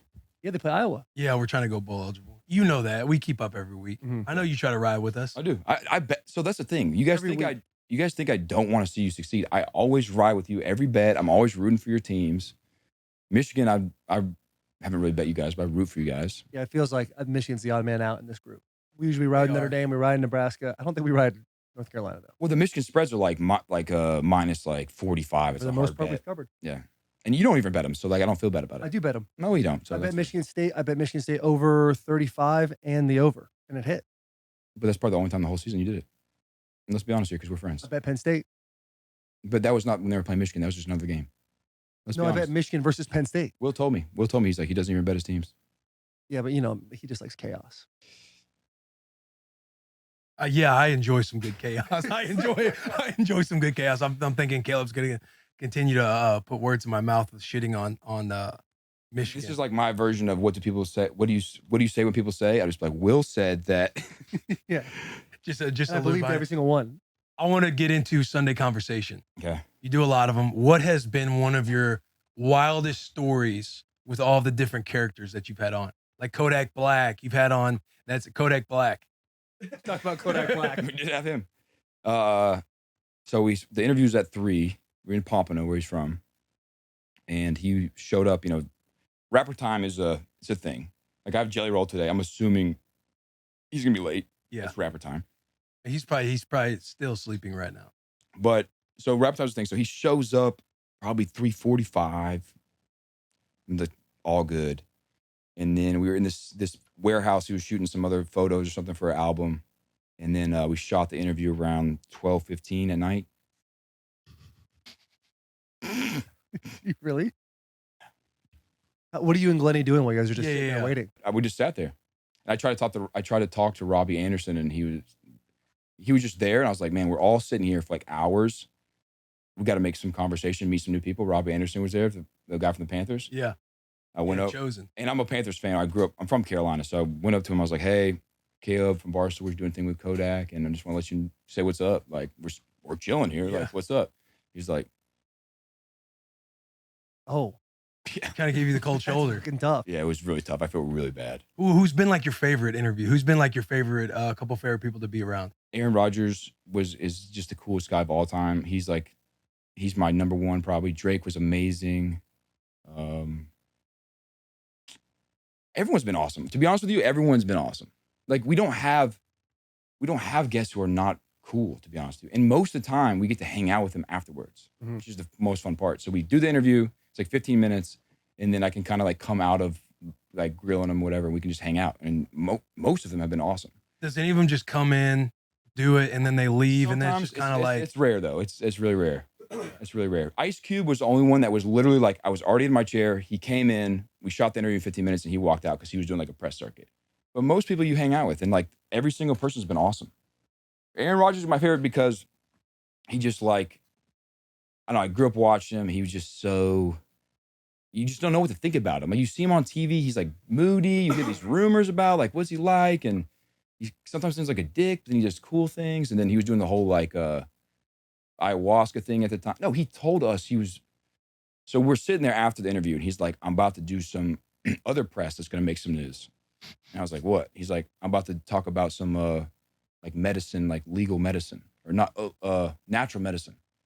And I was like, oh, really? What? He's like, well, I did ayahuasca over the summer and I'm gonna come out about it. I was like, bro, that's not gonna make any news. Everyone knows you do ayahuasca. I was like, bro, look at you. Like we know you do ayahuasca. Yeah. And he came out with it like the next week and it was the biggest story for like 8 months. Yeah, it's still a big story. Yeah. Everyone, that's like I told him, I was like, that's not gonna be big news. Everyone knows that. Like, Now he's trying to come back from an Achilles in like, what, He's the man. 4 months? He's the man. since September, coming back in December. Yeah. Two I months, hope 2.5 the Jets months? win a couple. I know there's coming out a couple weeks, but I hope like the Jets win a couple and he actually can do it. I don't think he should come back this year. They don't have the right team. He should come back next year. Yeah, He I should feel like prove the he can come story- back, prove it, get on the sideline, like do some cool stuff, and then not go in. Like go to practice and like sling it around a little bit. Light it up at practice. Yes. Light it up at practice. Just throw bombs. They don't have a good team this year. And just kind of get the film out there that you could if you wanted to. Right. Yeah. That's all you need to do, and then it'll change the landscape of medicine forever. Will it not? I think his surgeon was Elytrage. He's the best. That's who you Yeah. did for your Neil the Elytrage, the second best. round with your knee. I feel like I don't know this, but I feel like he's just trying to come back so fast just as a final bird finger to everybody. Like, Yeah. I was right. Which I respect that. Rodgers was right. When you Yeah. started Sunday Conversation, how long before you're like, oh, this is a show that people are gonna love? Like this is it. Yeah, this is it. Like this is my calling of finding your humor, finding your character in it. Like when did you know? How many episodes did it take for you to be like, oh shit, this is real? Well, we started as a segment for a pro football show. So like there's Sunday Conversation on one of the NFL Countdown on one of the shows. And so Roan, who we work with, was like, what if we do our version of Sunday Conversation, but we have Glenny Balls eat a Sunday in Sunday Conversation. So me and Roan were splitting it. Like I was doing 1 week, he was doing 1 week. And then I just had a couple that was like this, I feel like I found my niche. Like I feel like I really understand how to do this. And I was like, Roan, do you mind if I just like take this and run with it? And he's the coolest guy of all time. He's like, yeah, go for it. Dude runs the ultimate hype man. He really is. The ultimate hype man. He's the coolest guy. Yeah, he's amazing. But he was like, go ahead for it. So it was actually me and Roan doing it. And then I just took it and ran with it. But yeah, I don't know. You make it. Are you the one who does all like the creative with it? What do you mean? Like producing it, like being on the computer, kind of like doing like all the like the music You and edit. the way the camera goes. No, because we have a you guy. bring in a lot of stuff to where I felt like it was kind of like innovative to where you're zooming in, you're capturing, you're moving the camera around, you're doing a lot of different things inside the interview to kind of like bring the production to life. Right. No, there's a guy named Tom Mullins who I work with who's like editor, and I've been working with him for years, and he's amazing. I talked to him about it, but he has the music, he finds the music, he edits it. I have another producer who's here, Kelsey, who does Shout out, Kelsey. everything. Yeah. Kelsey. She's like actually produces it. So no, it's a huge team effort. Love But I do have my team, which I love, which is like y'all. It's like you guys are kind of like an independent thing from Barstool, but then I don't know what your contracts, but basically you're part of Barstool, but you're independent. I'm 100% part of Barstool, but I also have like my own team who is pretty much full time on things I'm doing, and we just do everything. We're very efficient. Everyone knows each other. It's I like that. From a creative standpoint, did you find it more productive when you were able to like kind of get out of being at headquarters all the time? And like being in Florida and all that? Yeah. What does your process look like with Sunday Conversation? Process of what? Process of like when you're like if you have Jelly Roll today and you said I haven't thought about it, I haven't done any of that. Like Yeah. do you write shit down, or you kind of just go off of? Normally, I try to be prepared. Like, you come up with some topics, some questions that are definitely, the question is the joke. Mhm. Like, you don't need their answer to be good. It's like, that was a funny question. Yeah.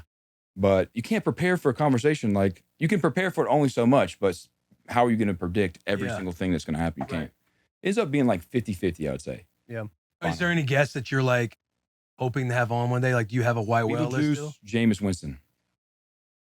Those are my two. Beetlejuice and Jameis They Winston. seem attainable, right? No. I've Jameis Winston, tried for as sure. hard as possible to get both of them. Why wouldn't Jameis do Jameis just focused on his football career. that? Okay, I have. Yeah, I've heard that. Like, he's very much like dialed in. He would be amazing. He just He'd be so the like best. everything he says is funny. He's just so unpredictable. He'd be hilarious. And then Beetlejuice is just, he's like He is. Beetlejuice is Beetlejuice. he's him. Yeah, Like, yeah, that's him, man. So Is it? Have you had like a great white whale that you've gotten on? Like Drake was your number one. Yeah. That's what I was alluding. How did that one go down? Yeah. How were you able to get Drake? Because that was during Beast time. Yeah. oh yeah, I was like telling you I was unfolding. Mhm. Yeah, I was hosting the Hooters International Pageant one night in Lake Tahoe, and I don't know if you guys been to Lake Tahoe, but it's hard to get to. Like, it's a couple flights. You got to go to Reno, then you got to drive like an hour. So I'm about to go on stage to host the Hooters pageant, and he DM'd me, and he was like, "Hey, can we shoot tomorrow in Miami for your show?" I never talked to him, and I was like, "No, it's impossible." It was impossible. I was like, I literally could not get there. He's just reaching out to you, like, yo, I want to do your show. Yeah, and I literally could not. And he's my favorite. Like, he's my favorite from a child. Like, he's the best. I still think he's the best. The new thing he's put out is the best. But he hit me up. I saw it as I'm about to go on stage. I was like, oh my God, And then I was like, I can't get there. I literally can't get there unless I get a private plane. That was the only way I could even make it. I was like, no, but like, why don't we can we do it any other time, any location in the world? He's like, for sure. And then I hit him up a million times and I didn't hear from him for like a year. And then I hit him up again. I was like, I probably got one. I was like, so many blues. It's like blue, blue, blue, blue, blue, blue, blue. I was like, I got one more chance of this. So I waited and I was like, all right, what do you think about Super Bowl episode? It's our biggest one of the year. Do you want to do it? And that's how he's like, yeah, he responded. So you never reached out to him once, and then he just reached out to you as you're doing a Hooters pageant. You never asked him, and all of a sudden he just DM'd I didn't think he was attainable. He doesn't do interviews, so. I know that's what's that's what's awesome about it, is that he's like, people obviously know your show.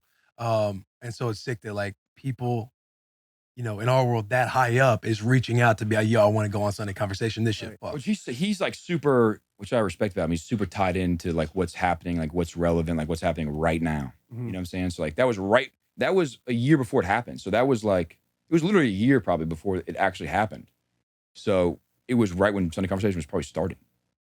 Was it the most thrown off you've ever been when you asked him what he likes to bet on, and he says fatherhood? It's so funny. Did you see that clip going around again? I was literally, I I was saw telling it him a couple at, days ago. yeah. It's so funny. I was telling him at breakfast, he's like, they're talking about, he's like, oh man, I love gambling. I love sports betting. He's like, what's your favorite thing to bet on? And he's like, pauses, and he's like, in the most serious way, fatherhood. And Caleb like breaks character because you don't, it's always funny seeing that. I'm always interested to see if somebody will get you to laugh. Glenny Balls is who makes me laugh, because Glenny Balls is when he starts in a little cute giggle, I can't stop laughing. Dude, how good of a life does Glenny Balls have? It's pretty good. He might have the best life. He might have the best life. Yeah. His only stand show. Only stands, girls are just trying to fuck him, and he Yeah. refuses to. He had some. Is he fucking? Is No, Glenny Balls pull? Yes, but he doesn't. It's well known that he pulls. He does not do his OnlyFans because he's really a respectable journalist, and he doesn't care. He doesn't care if they're hot. He doesn't. And I'm not lying. He does not do it. That's the best. Yeah. And then he goes on Sunday Conversation, like the most popular thing in Barstool, and he just gets to sit on the side and eat ice cream. He doesn't know who any of our guests are. We had Ed Sheeran on. He was like, "So who's this dude we're doing today?" I'm like, "What are you talking about?" On the way to the Drake thing, he's like, "Y'all send me some songs so I can catch up." He like listens to like Billy Joel, and that's all he does. I saw you. You were the one that hired him too, right? Yeah. How was it, like that process with Dave? Was it as easy as it seemed? It was all on camera. I was like, "Dave, I hired this guy." He's like, "Okay, Caleb, well, you don't even do it." There's one time when I wasn't even doing anything. He's like, "You don't even do anything. Why do you need to hire somebody?" I wasn't even doing anything. Do you ever get like? Then we hired Rhea because I had to go on the bus tour because we did this like SEC football tour. Mhm. So I had to go on the bus tour, and so I was gonna be gone for like a couple months. And so I had just hired Glenny Balls though, and so I was like, I got to hire another person to basically watch out for Glenny Balls while I'm gone. So we hired Rhea to watch out for Glenny Balls. What did Glenny Balls do when he first got hired? We tried to send him to the store to get some alcohol, but he was like 16. But he didn't tell us that, so he came back with alcohol. His mom had to go in and buy it for him. He got his mom to go in and buy it for him. That was his first day. His first day at work. I was like, can you go get us some beers?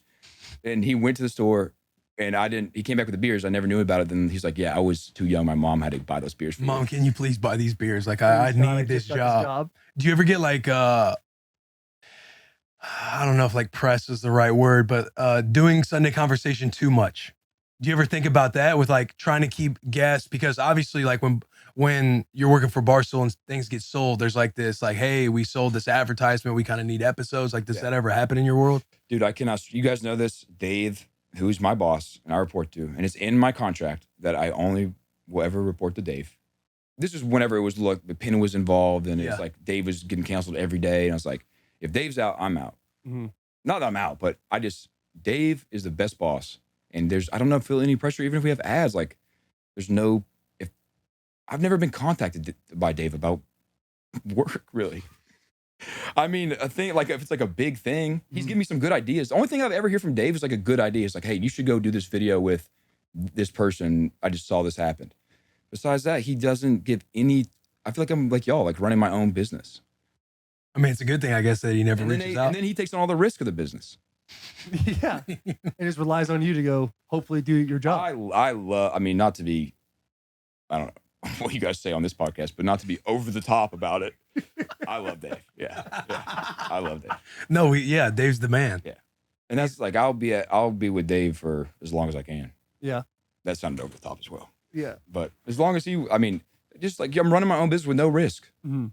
What was the reason for you to start this new show, the Caleb Pressley Show? I just it's the same show. It's just Sunday Conversation standing up. But I was just like, call it something different. Someone said that to you. Oh, Theo said that to me. I mean, I was like, have you seen Caleb's new show? He's like, you mean the one of him doing the same show standing up? I asked Theo, I was like, Theo, you want to come? He's like, what's your new show? I was like, it's basically just Sunday Conversation, but we're standing up. I was like, you want to come on it? He's like, let me wait and see if it's any good. He's like, give me a few weeks to see if it is any good. No, it is the same. I just think starting like new verticals, I don't know. It doesn't make any sense. There's really no good reason to do it. Oh, the one with Shane was really good. Yeah. I think it's a funny concept. I just don't, there's no real like. You've had what Shane on, you've had Joe Burrow. Yeah. The Joe Burrow one was great. Well, that's actually what happened. We did Joe Burrow for a Body Armor deal, and he was signed by Body Armor, and so it was part of his deal. He had to do a media hit. I don't know how it went down, but he maybe wanted to do it with us, or he was okay with doing it with us. And they're like, what do you want to do with him? We did the first episode. It wasn't a show yet, and I was like, that was really easy to make. Yeah, it was easy to make, and I was like, it's funny, so it was like, keep doing it. It's almost like if, and I'm not saying Shane and Joe are like this, but if you're trying to get something more out of the guests, you could just do stuff in their world to where you're kind of shooting it to where, you're doing that. I mean, our world, I think, is just about social media, unfortunately, and it's like these short things with celebrities work really well on social media. And so I try to think about, I'm a huge quality of life guy. You guys know that. Yeah, you like being around sunshine and the beach. That's why my first priority is quality of life. That's why it took you away from us. And I'm like, how can I be valuable to the company and make some money for the company and do my part and not have to do too much? Yeah. And this is a good answer. Huh? That's the dream. Yeah, these guys move the needle. These celebrities move the needle. People care about them. People care about Joe Burrow. And so you just get around them and you just kind of try to let people see a different side of them. I don't think I'm not trying to take props away from myself. I'll take as many props as I can get, but I think people just like the celebrities and they like to see a different side of them. Yeah, and just to throw flowers and be over the top, like you are really fucking good at that stuff. Yeah. Yeah. Well, you're like the funniest. To me, you're like the funniest dude to hang out with. And I know that feels weird. We're in a space right now. We got the fellas. JP, you're up at the top too. JP, you're up there too. You're a funny cat.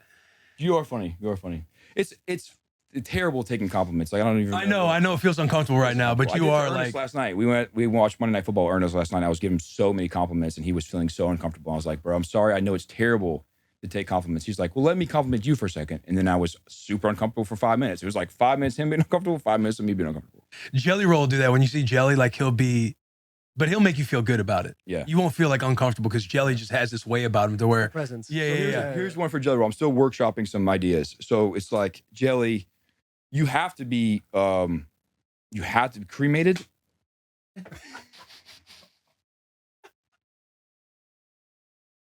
Or you just buy a bunch of land.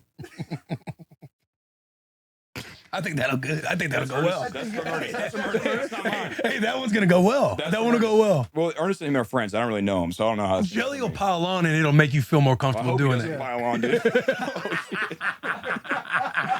No, I've met Jelly before. He's awesome. I think this can be easy. He's a layup guest, and that's the other thing is booking is like try to book layup guests, so like they'll save it. I try not to book people who are not gonna like save it if I do bad. We're not going to save it. Oh, I got Like it. if I do bad, you want to guess who the episode will still be good. Do you ever have episodes where you do bad and you just don't air them because they're bad? We've only not aired one episode ever, and it was with Dave, and it was because I went too far. I just went way too far. Did Dave say you went too far? Or did you think you went too far? Well, he said it, and everyone else said it. Big Cat said it. Erica said it. I think Jay Snowden said it from Penn. There's a lot of people who thought I went too far. Do we think what? Dave's like, You I don't think even care, dude. But they don't want it out, so don't. He doesn't care about nothing. you think it could ever come out one day? No, I went too far. I think. What's the category you I went want too to far see in? it so bad. He probably, I always went too far. I went too yeah, far. probably. He I probably don't can't wanna say it like because, yeah. he's talking about not being able to release a Dave Was one. it I'm funny? sure. It was very funny. Yeah. And I think everyone who watched it probably was like, "This is funny, but that's too far." Did Dave laugh? Or was there a moment during that going too far you were like, No. It was Dave funny. It does was not all like good this. vibes. It was just like, why even do that? Yeah. Why even do that to our company that we're trying to do well for? Why tank our own company? you think if Penn wasn't a part of it, it would have gone out? This is the time clock for like we have this like a finishing a speech. Well, no. We know that we have to get you out was roughly good. around this time. I thought it was going down. I thought we had 45 seconds left. We'll finish up, dude. Thank you to my mom. Yeah, shout out your mom, dude. She's a the sweetheart. best. She's the best. Are you going home for Thanksgiving? Obviously, it's gonna be Yeah. after Thanksgiving. Yeah, I get home all the time. I'm in Nashville. I go see my parents and brother as much as possible, and I see my boys as much as possible. Yeah, you guys do have a good crew. You have to do that. If you're a grown man, this is why I was so excited about our trip to Notre Dame. Because I was like, I have my boys. We have 5 guys. And they're all like my best friends. I call him my best friend. I call all 5 of them as my best friend. And then we see each other as much as possible. Like it's a must. You have to do it because then you just have no friends. But I was excited about, well, you really do get you older, and then you stop seeing people. People get married. People have, Kids. it gets harder and harder to see people. And so, but we're so close. We all play football together in North Carolina. And so like we have that bonding of the locker room. But on our trip, I was like, this is cool because these are some of my only late life friends. I have like you guys, Shane, Theo, a few people that I would name drop them, but it doesn't make me look cool. Yeah. But Theo, Shane, you guys. No, I'm just saying, I probably have like 6 guys or 7 guys who I'm like, these are like friends I've made late in life. Not late in life, but after college. And that's hard. Like it's hard to make friends later in life. So for our trip, I was like, guys, you understand that like we all met each other late in life and we could actually become really good friends. And if we live long enough with Shane and I's liver problems, then we can be friends for like 60 years. Like we could really develop a real friendship, but it's hard to do that. It is hard. You do seem like the glue guy. Are you the glue guy? No, I don't know. You always say I'm not. Is he the glue guy as part of the 5-man crew? He's a glue guy. He's a glue guy. Jeff is. Jeff seems like a glue guy. Yeah, white linebacker. He's good at texting everybody, keeping up. I'm not good at keeping up with people, really. I disagree. I think in the group chat, you're always the one that starts the Well, conversation. Notre Dame just loses every week, so I have something to say. Yeah, fair enough. And we're later friends, so it's a little bit more fresh. It's a little, Yeah. Navigating water. Yeah. Did you ever expect that to be a thing when you were in high school and you're like, oh, these are my boys for life. I'm always going to have lots of friends. Yeah. And then you literally get out of college and you're like, I have 5 friends. It's like the generation above you like says like, dude, you guys aren't going to be like this forever. And you're just thinking like, we're going to, yeah, right. Like our group is different. Yeah. But, no, It gets super unfortunately. hard. It's just hard. Everyone's busy, and most of our friends are still doing football stuff. So we have a couple coaches, a couple guys who are in the NFL, and Cole is one of them. You met Dude, I Cole. know. I hate that. So they have hard schedules, and I have a busy schedule. But like when we can see each other, we see each other, and we ruin it on the first night. We will be together for a full weekend, and we will blow our load on Thursday night, and we will feel terrible the rest of the weekend. That's what we do. That's our thing. I love that. Our thing is schedule something really cool for Friday, get in late on Thursday night, we'll get a good night's sleep, and then Friday we have this big thing, and then Thursday night we blow our load. Every time. He did it. We had this weekend, we were going to the football game, friend thing for my birthday. And sorry, Jeff. But it was me, Theo, Jeff. Jeff texted me Thursday night. He's going to a wedding for another one of the guys that we got married, that we played football with. He got married on Friday night. So on Thursday night, he's like, I'm in New York City for our boy's wedding. And the next day, he's like, we had a fun night last night. I kind of blew my load. I was like, well, be careful tonight for the actual wedding because you got to get an early flight, 5:30 flight to come to Knoxville for this thing. It's gonna rock. Like, Neyland Stadium's the best. Like, it's the best. And I don't know if you've been there. Anyways, I was like, it's gonna rock. So don't overdo it tonight. He's like, I'm not gonna overdo it tonight, bro. Trust me. And then he literally sends me a video. I was being like a dad. I was like, don't overdo it. And I overdo it all the time. So he's like, who are you telling me to not overdo it? So he sends me a video. He's like, I'm overdoing it. But I'm sleeping. I also wake up So to text. Caleb wasn't even doing it with you. No, I was That's in when you know Knoxville. you're I was already overdoing in it. Knoxville. And I was waiting on him to get there the next morning. And so he sends me a video. I wake up. It's him being like, I told him not to overdo. He's like, I'm overdoing it. And the next thing was, I missed my flight, bro. I'm not going to make it. Oh, no. Anyways, we blow our I loads. bet. I'm just saying we blow our loads fast. I'm just saying we come quick. Dude, I love you so much, man. I love you guys too, man. I know we got to get You you, guys are out. my late life friends. Forever. You know what I feel. And you guys did a bad performance this weekend. I want you guys to talk about that. Because your brand is the boys, and you guys did a terrible job of being the boys this week. And let's talk about that. This weekend? Today and Put yesterday. us on the hot seat. Okay. Well, this is your brand, so I Well, want you to defend the Set brand. it up. Set it up. Set it up. Defend the brand. Okay, defend it. Yeah. What made I know I'm going to the Tennessee game. Mhm. So I'm like, been trying to do Bussin for a year. It has been scheduled things. Like, Yeah, we've no been doubt, trying no to- doubt. Look, and we're you guys are obviously like- bantering back and forth. And Will's always like, dude, it has to be on the bus. We see each other in Chicago. We see each other all the time. He's like, we have to do. We could have done it at the Notre Dame game. He's like, it has to be on the bus. That's what Bussin with the boys is. It's our whole thing. If it's on the bus, we don't do it. And then so you guys interviewed Dana White at his house. And then I was like, what? And you know that's true. But anyways, so Wait, you told him we only do it on the bus? he's like, it has to be on the bus. We see each other. But I'm telling, but I'm telling Caleb, the vibe with Caleb, like he's one of the boys. I want him to be on the You wanna bus. be Yeah, Yeah, yeah, the vibes be on the bus. Yeah. And then You're different. the You week and Rich that Eisen are the different. week I've been doing this for a year, and also we had a verbal contract. I said the next podcast I do will be Bussin'.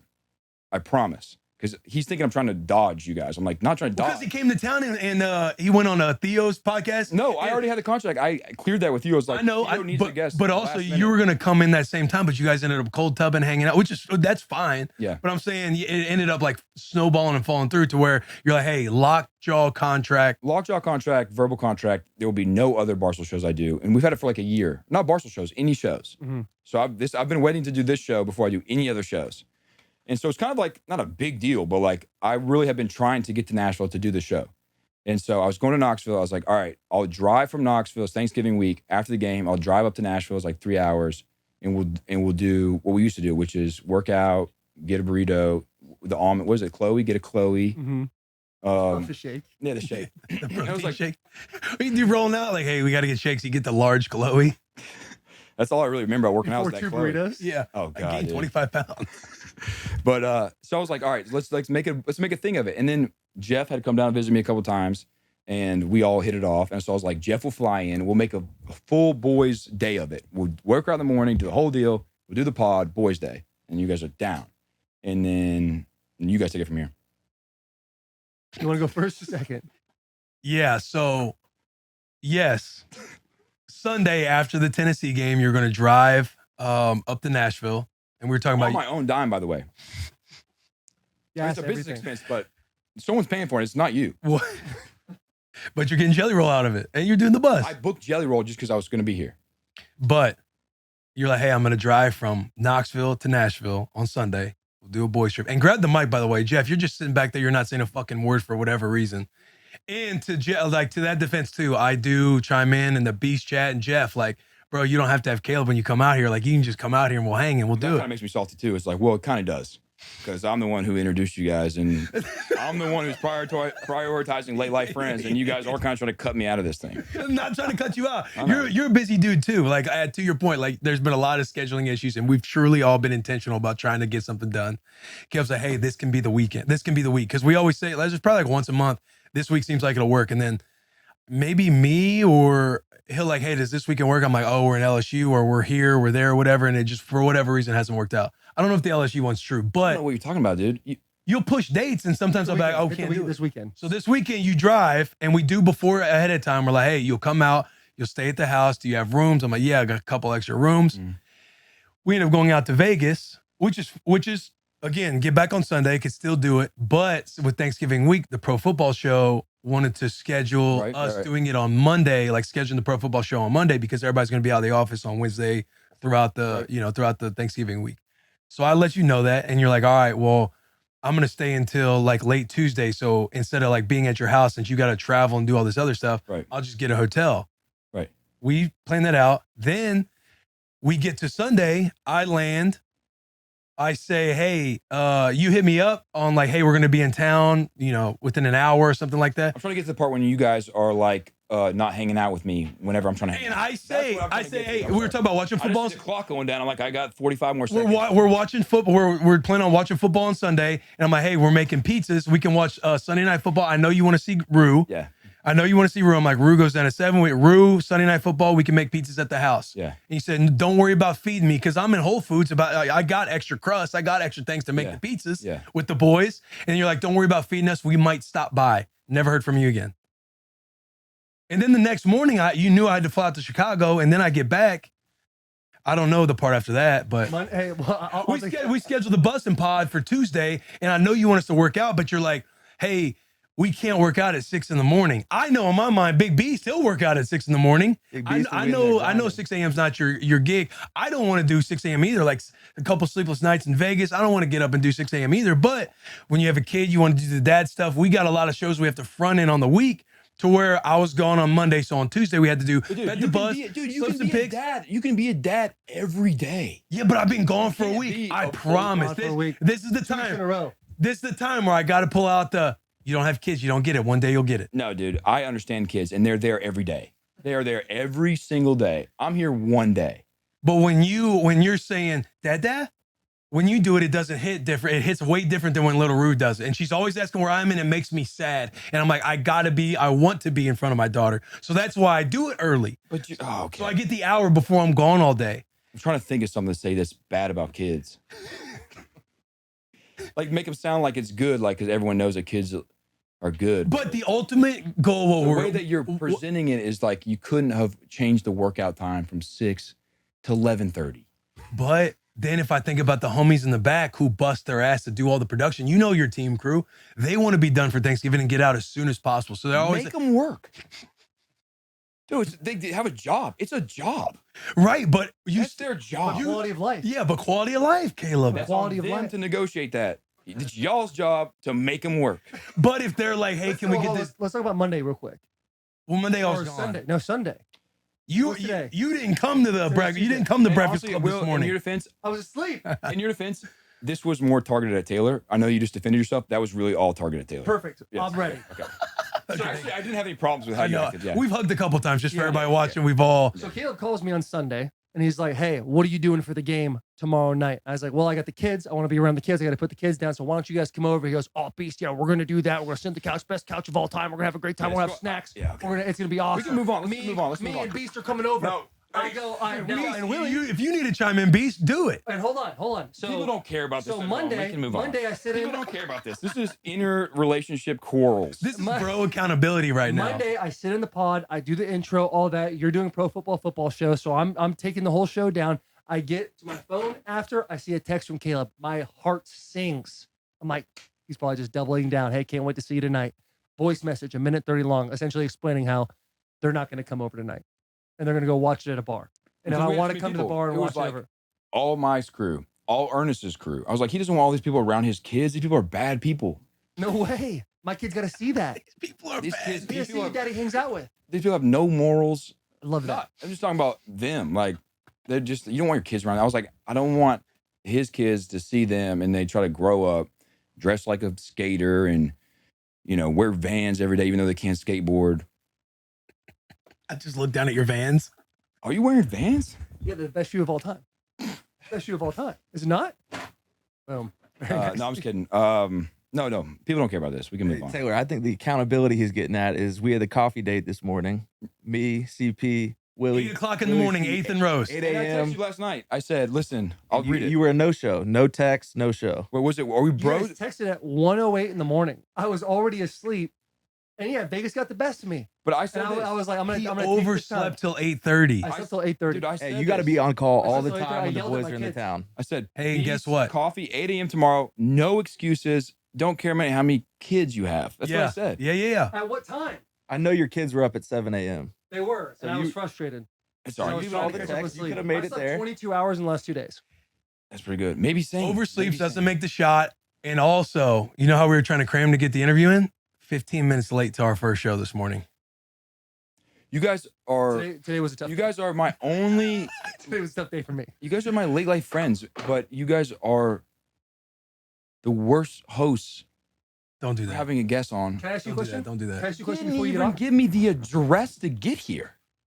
That was on me. I was on my way. Like, how do I get there? You've been here a bunch of times. Yeah, well, I knew the address, but I wanted you guys to give. I want something out of you. I can't see you. I can't hang out with you. I can't lift weights with you. Can't get coffee with you. I just want the address to where we're going. Can I ask you something? Where do you want to go next year for our boys trip? Nebraska. Nebraska, Colorado. Nebraska, Colorado. Done. And then we'll go to UNC one year, but No. Beast, you got to come. I'm there, bro. Because I was feeling I had the guilt climbing up. yeah, I No, feel climb it bad. down I my feel throat. bad about the last 15 minutes because I feel like it's bad. Let's do more.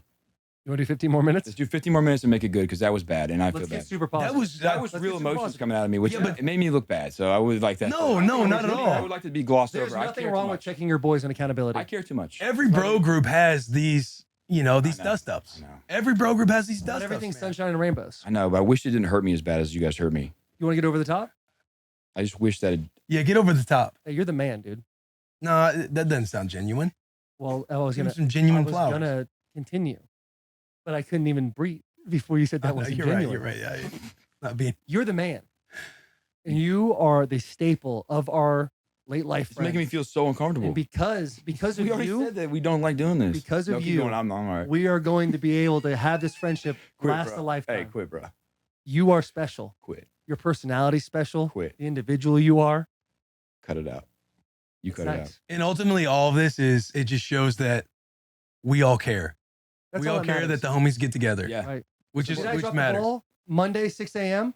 and the only person to text a picture is Will because his priorities are straight? Yeah, I slept in. I want to say something Yesterday, too. I slept in. I want to say something too. Jeff took a picture of the weights in our hotel, and he did not work out. He went by that room and he took a picture, and that's true. That's false. I was in the weight room. You were He was in the sleeping. weight room. He took a picture and he left, and he did not work out. You didn't work out? Accountability. I didn't work out. I woke up hurt on Monday morning. I was looking for a cold plunge. They didn't have one at the W. So I walk in the weight room because you sent us the pic from Boost with the big weight. So I just snapped a pic of the dumbbells, sent it to the group. Beast was like, "Let's go." He's at I it. was fired up because obviously we didn't have the 6 a.m. plan. Like I just figured that wasn't happening. And so like Taylor, he was like, "Hey, send me your workout like the night before." And when I was the only one there, I'm thinking we call ourselves the Beast Chat. I'm like, everybody wants to be a beast, and so you have to do what beasts do. I know. That's why. And then I thought Beast was I flexed. with Yeah. the chat for sure. No. Accountability. I'm so disappointed in fucked up. myself. I can see how I could have handled this week better. It's on No, me. It's all right. It's it's all all right. good. We love each other, man. Thanks. Hey, thanks. Can we wrap it up? Are we good to wrap it up? Thanks for coming on. You've been tough to get. I hope every podcast out there that's tried to get Caleb because he does let me know when he turns podcasts down. Took a lot of heat last week. The Eddie, the Dog Walk boys had to remove the pod. That one will now be coming out. That was clearly based on the honor and gamesmanship that Caleb has as a boy to like hold, say, hey, I said I would do nothing until I went on Bussin' with the Boys. So thank you for Yeah. finally coming on Bussin' with the Boys. Appreciate it. Should we do 15 more minutes? What tells the story? What do you do? I'm starting to have fun right now. Tell us the story.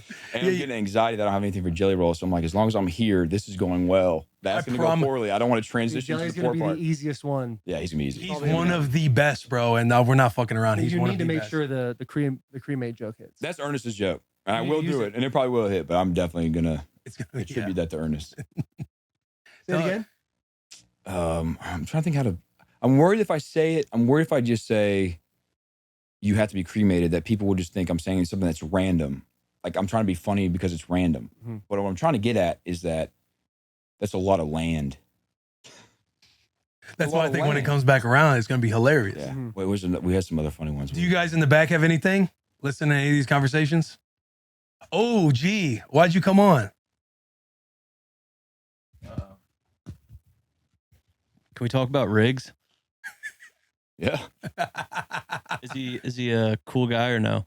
Did you have any? Did you have? That's a question. Was there any Yes, he is. with the you know how they talked about the golf brands and everything coming in when you were doing 51 strokes? Was there any friction going on with 51 strokes or any of your golf content? Yeah, like, I mean, if you see someone who's doing something that's similar to what you're doing, you have a little bit of a salty feeling. You don't even hate the person. You're not mad about it, but you get a little salty. It's human nature. But I know all those guys are all cool guys, so I'm not like mad at them. Yeah. But like, I mean, I did golf. They didn't do anything with me, ever. Did you ask to? Oh yeah, tons, and they said no every time. So That's the thing. It's like I do get, because you're right. Like there's a level of like you're checking on your competition, you're doing all these things, Yeah. but ultimately, if you get outside of that and think like big picture, it there's enough eyes and ears for everybody, and it ultimately lifts everybody's brand up. yeah, I think so. But you got to go back to the human nature part of it. Like you just don't want people coming into your house and stepping on your territory.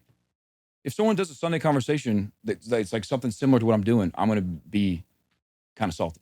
So if Zach Galifianakis came back, would you be a little salty?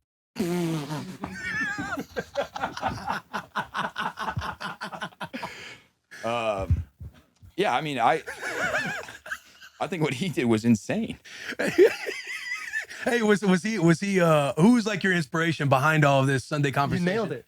Oh, I know Zach, but is there more out there? That's actually not true. That was probably the funniest thing you've ever said, but that's not true. No, that was hilarious. I just always have done that my entire life. I've just done like, I like to get in that weird pocket with people. When I was a little kid, I tell this story all the time.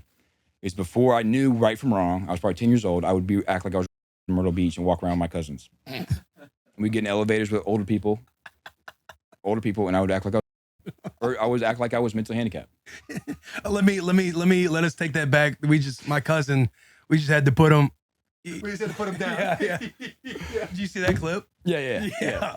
No, I mean, that's true though. Like I act like I was mentally handicapped, but I did that when I was little. That was like a fun thing me and my cousins did. We'd be on vacation and I would just walk around and like look at people the same way I do Sunday Conversation, act exactly the same. I was 10 years old with 50-year-old people in the elevator, and we just give them a little razz. We razz them. We yank their chain. You like the awkward humor. You enjoy the awkward space of. I've always liked that. I've always done that. I don't know.